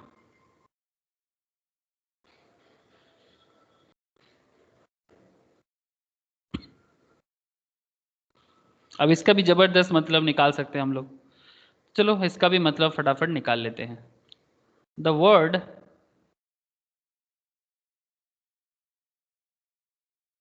accrue means, the word accrue means right to receive, the word accrue means right to received, right to receive, okay, right to receive the salary, the salary income,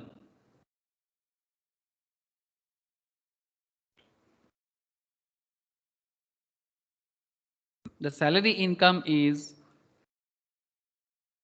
accrue where the salary income is accrue where the service is rendered, where the service is rendered।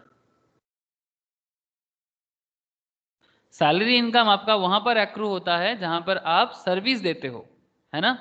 अरे भाई आप जहां पर service दिए वहीं पर आपको salary मिलेगा ना, या फिर जहां आपने नौकरी नहीं किया वहां पर जाके आप सैलरी मांगोगे? तो फिर ये क्या सवाल है? The property income, the property income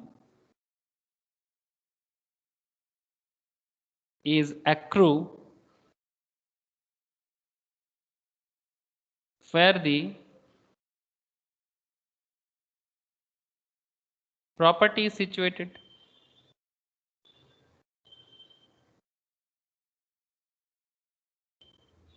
The property income is accrue where the property is situated। चलो सर एक काम करते हैं, बेसिक सवाल है कि एक्रू का मतलब होता है कि भाई अगर आपने फॉरेन में नौकरी किया तो आपका सैलरी ड्यू कहाँ होगा? अगर आपने फॉरेन में जॉब किया तो आपका सैलरी ड्यू फॉरेन में होगा। अगर आपका कोई प्रॉपर्टी फॉरेन में है और आपको वहां से इनकम जनरेट होता है तो आपका इनकम कहाँ एक्रू होगा? आपका इनकम ड्यू फॉरेन में होगा जहां आपका प्रॉपर्टी है। इसमें क्या बड़ी बात है? कोई बड़ी बात नहीं है। एग्जाम्पल लिखो।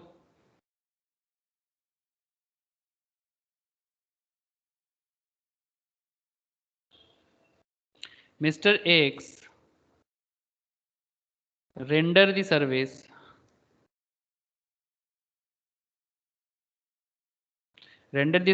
in India, but received the salary in USA। Explain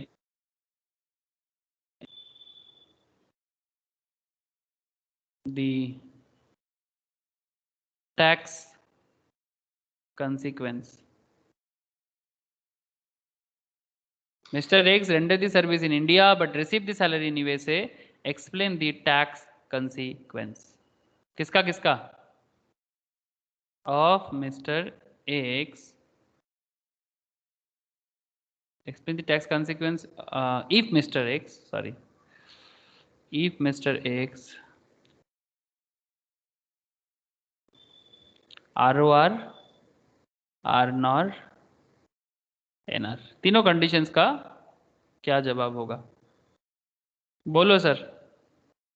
I am waiting for your answer.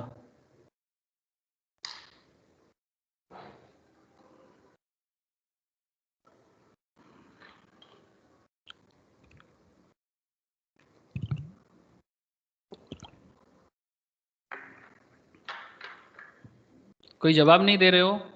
मेरा आवाज तो आ रहा है ना? यस सर, आरओआर का टैक्स होगा और आरनॉर का भी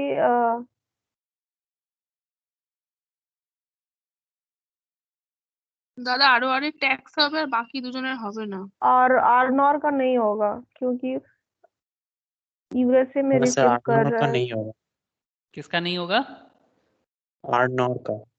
आर नॉर का नहीं होगा, आरओआर का होगा, एनआर का भी होगा।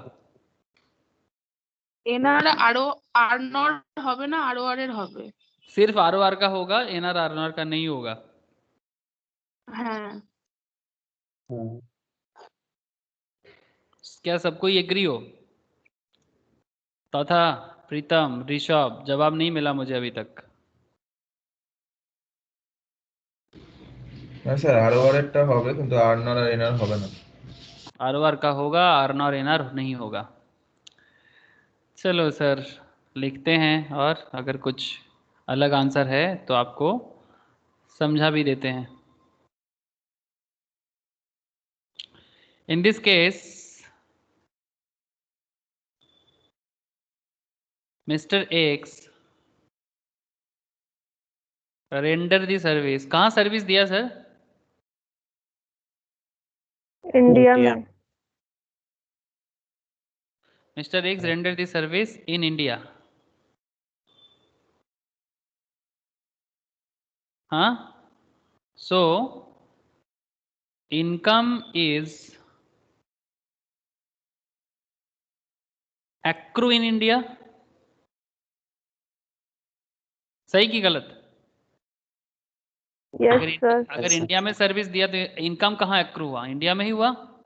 यस सर, आरनॉर का भी टैक्स होगा। So it is taxable in India। So it is taxable in India whether received in India or outside India।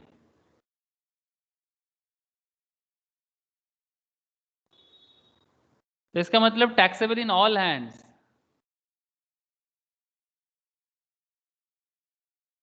Taxable in above all cases। मेरी देश की धरती सोना उगले, उगले हीरे मोती मेरी देश की धरती। ये गाना आप लोग सुने हो कभी? স্যার এনারের ক্ষেত্রেও হবে? हाँ, ये देख मैं चार्ट बना के दिया था। ये चार्ट देख, चार्ट क्यों दिखा रहा हूँ और इसका रीजन भी बता रहा हूँ। इनकम ये लास्ट में क्या लिखा। हो? इनकम एक्रू कहा गया, इनकम एक्रू और अराइज, दिस पॉइंट है ना। इनकम एक्रू और अराइज इन इंडिया। आरनॉर का, आरओआर तो ग्लोबल पे देगा, इसका तो हर चीज पे। तो और एनआर भी है। देखो अब सवाल यही है कि अगर कोई इनकम रिसीव्ड होता है इंडिया में, फिर से बता रहा हूं मैं पॉइंट को, अगर इनकम रिसीव्ड इन इंडिया, अगर income deem to received in India, अगर इनकम एक्रू और अराइज इन इंडिया, अगर इनकम डीम टू एक्रू और अराइज इन इंडिया, मेरी देश की धरती सोना उगले। उगले हीरे मोती, मनोज कुमार जिंदाबाद। मनोज कुमार की मूवी है, अगर आप लोग पुराना मूवीज देखते हो, दिलीप कुमार साहब, मनोज कुमार साहब का, देखा करो सर, बड़ा गजब मूवीज है वो सब। मूवीज का कहानी आजकल और नहीं मिलेगा। इफ सीरियसली अगर आपके पास पेशेंस है और सीखने का इच्छा है तो देखा करो। एक्चुअली ये गाना बहुत कनेक्ट करता है, तो आपको बस इतना ही याद रखना है कि जब भी आप इंडिया मतलब इंडिया का रिसिप्ट हो, इंडिया का एक्रू हो, तो चाहे वो ROR हो, आरनॉर हो, INR हो, सबको इंडिया में टैक्स देना है। बोलता था, समझ में आया कि नहीं आया? हमारे इस केस में दिस पॉइंट एक्चुअली बता रहा है income accrue arise in India, so taxable in NR, ROR, RNOR, all cases. तभी तो मैंने चार्ट को VVIP बताया था, MD थोड़ी ना ऐसे ही बता दिया था कि VVIP चार्ट है।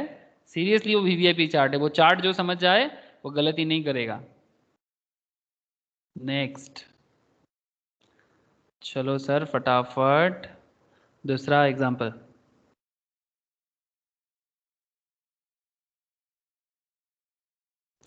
Mr. X render the service in USA,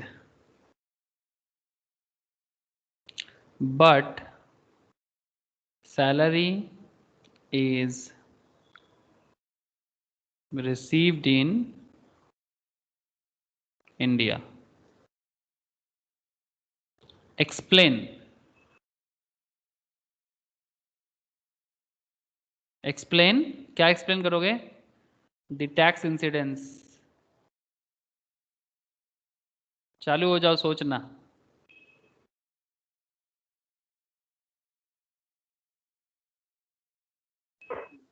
sir ROR taxable, आरनॉर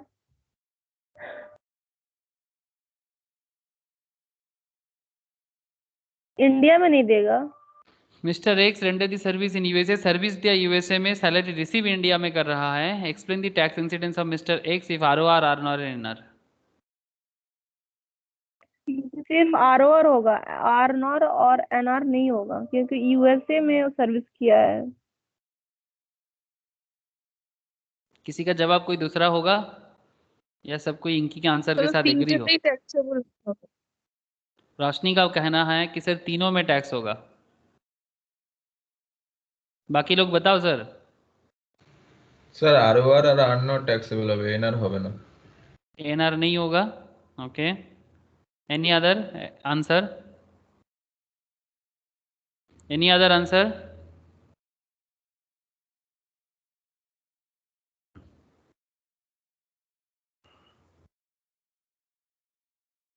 बोलो सर, और कोई आंसर नहीं है? इन this case service is rendered in USA। Service कहाँ गया? सर्विस तो गया USA में, बट सैलरी कहाँ मिला? इंडिया में। Income, but income is accrue in, अच्छा, in this case service is rendered in USA, so income कहाँ एक्रू हुआ?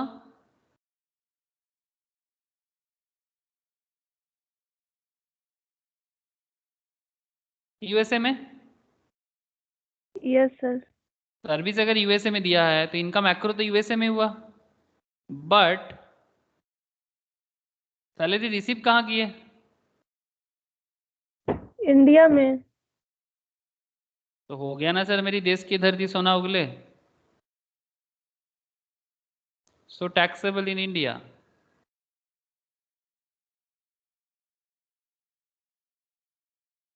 इन ऑल हैंड, सभी कोई देगा, रोशनी ने सही बताया था। अरे चार्ट फिर से देखो एक बार। चार्ट का पहला पॉइंट क्या है? Income received in India. Hello, yes sir. First point income received in India. अब क्यों इधर उधर सोच रहे हो? बेसिक पे रहो ना, गलती नहीं होगा। तथा सभी को बोल रहा हूं, इनकम रिसीव्ड इन इंडिया है, कहां सर्विस दे रहा है नहीं देख रहा है बाद में देखना, पहले देखो चार्ट में, चार्ट के अंदर मैच हो रहा है कि नहीं। आरनॉर को भी देना पड़ेगा, एनआर को भी देना पड़ेगा। ROR तो है सर, सर्वो घटे कांठा निकाला। समझते हो ना, सर्वघटे कांटाली कला, ये बंगाली प्रभाव है। जो लोग बांग्ला समझते हो उसी को समझ में आएगा। मतलब जो हर चीज में आ जाता है, सर्वघटे कांटाली कला, जानिस तरह ये इसको तो तौथा को एंड रोशनी को जरूर पता होगा अच्छे से, हाँ दादा। ऋषभ को भी पता होना चाहिए। सर्वघटे कांठाली कला। चलो नेक्स्ट देख लेते हैं। सर आप ना ये बीच बीच में बांग्ला मत बोला करो, हम लोगों को समझ में नहीं आता। नहीं सर हम बोलेंगे। नो सर, मेरा मदर टंग ही बंगाली है। ऐसा अच्छा कोई बात तब तेरे को भी समझ में आता है। तो ये सर्वघटे कांठाली कला तेरे को पता है? नहीं, वो पर मुझे पता नहीं था। अच्छा ठीक है कोई बात नहीं। नहीं हमें जानी तो नहीं, एक्चुअली क्या है ना, बीच बीच में मुझे बहुत मन करता है बांग्ला बोले, तो फिर बोल देता हूँ। Next mister x. सर इसका मीनिंग ही बता दीजिए सर, वो काली घोला गाली। गाली कुछ नहीं दिया। सर्वघटे, नहीं सर वो घोल। सर्वघटे कांठाली कला, अरे भाई वो घट मतलब जो पूजा का घट नहीं होता, और कौला मतलब केला, ठीक है, मतलब वो पूजा हर घट में केला लगता है ना पूजा के टाइम पे, ठीक है। हाँ सर। तो ये ग्लोब जो आपने जो आरओआर जो है, ये तो कैसे भी इनकम का पूजा हो वो तो हर जगह में टैक्स दे रहा है ना, कैसे भी हाँ इनकम वो हर जगह में टैक्स दे रहा है। और केला एक ऐसा फल है हर पूजा में लगता है, सही की गलत? और वो घट का पूजा में केला लगता ही लगता है। आप कहीं भी चले जाओ भारत में, ठीक है, जहाँ पर भी पूजा होता है वहाँ पर आप देखिएगा केला यूज हो ही रहा है। तो इसलिए बोलते हैं सर्वो घटे कांठाली कला, और वो कांठाली कला से ही पूजा होता है, that is the reason. Okay अब चलो, अब हर चीज़ का रीजन पूछोगे ना तो भी बंगाली टीचर हो जाऊंगा मैं। Next mister x. अच्छा मैंने यहाँ पर लिखना चालू किया था क्या? नहीं। owns a property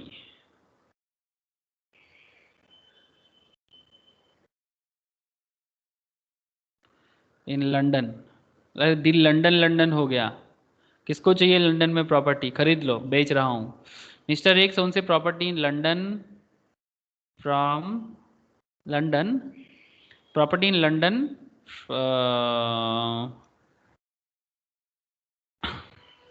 house property bracket में कर दो तो, लंदन में जो प्रॉपर्टी है वो हाउस प्रॉपर्टी है। ओन से property in London, house property, rent is received,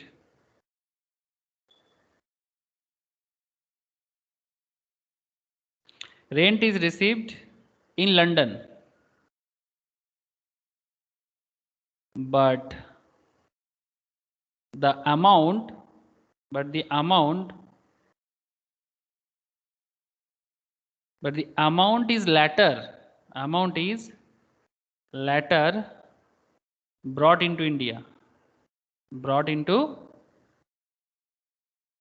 India. Explain the tax incidence.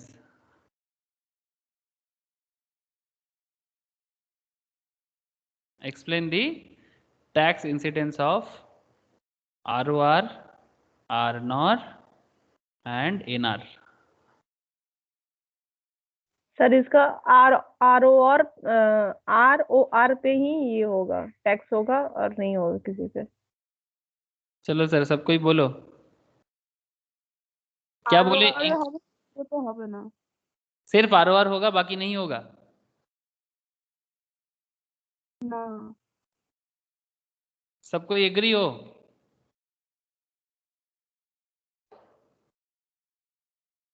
Yes sir 100%। Very good sir. अगर आप लोग इतना श्योर हो तो फिर लॉक किया जाए। Taxable only in the hands of ROR। Very good sir. अरे प्रॉपर्टी लंदन में है, रिसिप्ट भी लंदन में हो रहा है, तो फिर ROR है तो ग्लोबल इनकम टैक्स देगा। बाकी लोगों को क्यों देना है इंडिया में टैक्स? कोई ज़रूरत नहीं है। Very good sir. बस कंप्लीशंस में ही पहुंच गए। लास्ट पार्ट,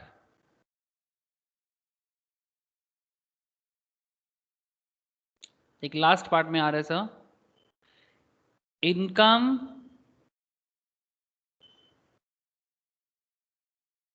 इनकम एक सेकेंड इसको क्लियर कर ले। हाँ,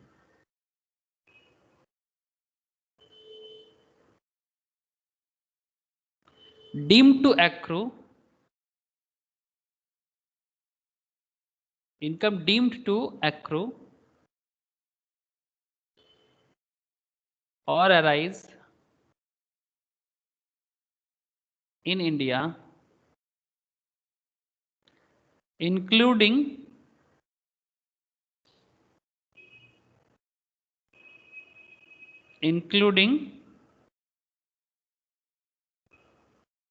business connection, including business connection। चलो पहुंच ही गए सर, कंप्लीशन स्टेज में आ गए। सर लिखो, every business connection does not means, every business connection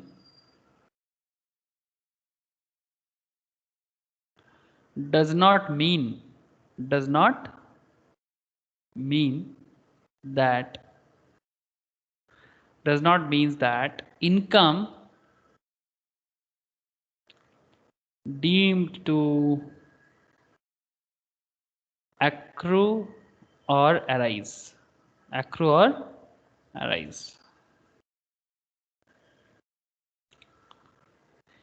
a non-resident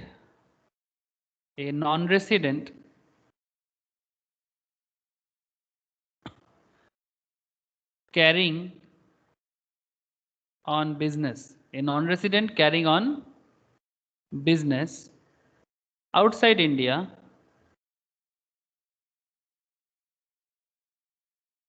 एक नॉन रेसिडेंट है जो इंडिया के बाहर बिजनेस चलाते हैं, and in relation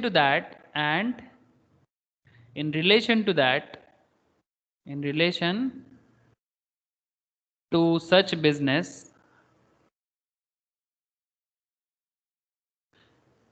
some activities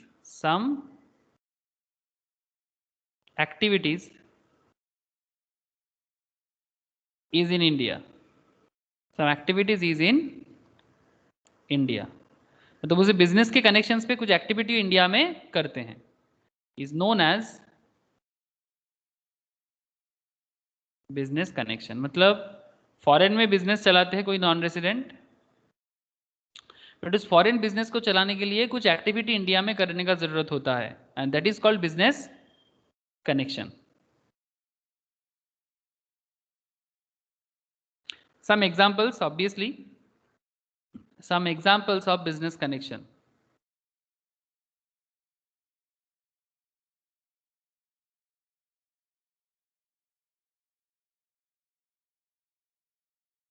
Examples of business connection are, चलो नीचे लिखेंगे, एक एक करके लिखते हैं।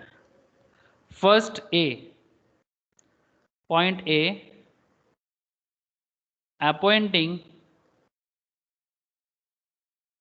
appointing an agent in India.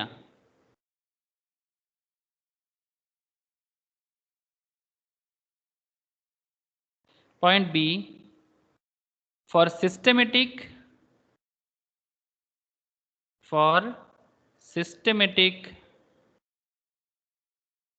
and regular supply of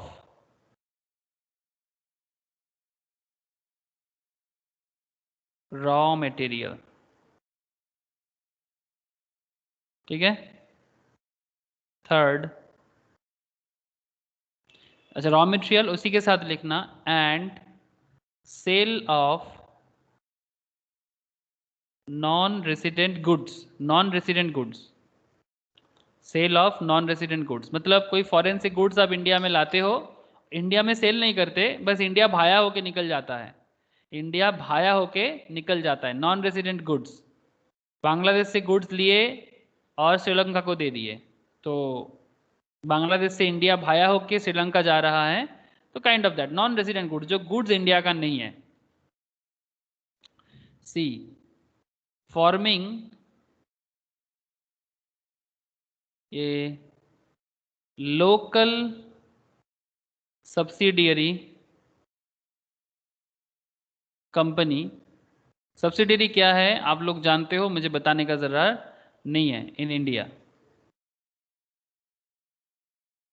ठीक है, बहुत सारा है लोकल सब्सिडियरी कंपनी के तौर पे इंडिया में, बहुत सारे बिजनेस इंडिया में बिजनेस करते हैं। Erecting a factory in India.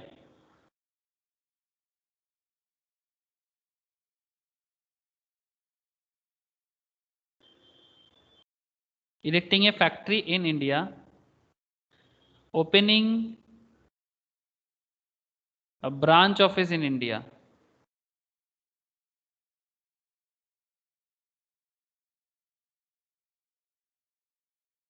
and last part is financial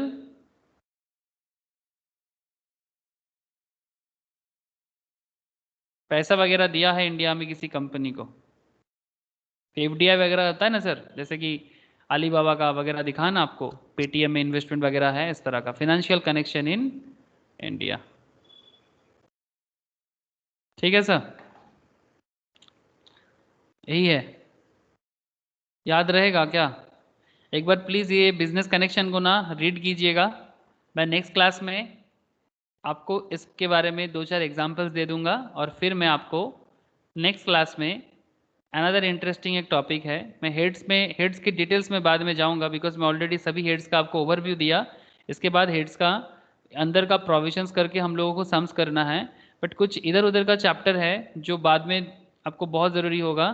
तो मैं सोचा कि नेक्स्ट क्लास हम लोग, मतलब कल ही है हम लोगों का क्लास, कल क्लबिंग ऑफ इनकम करेंगे सर।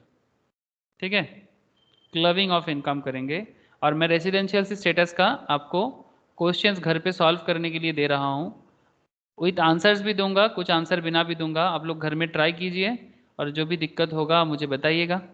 ठीक है, बोलो सर, क्लियर ना?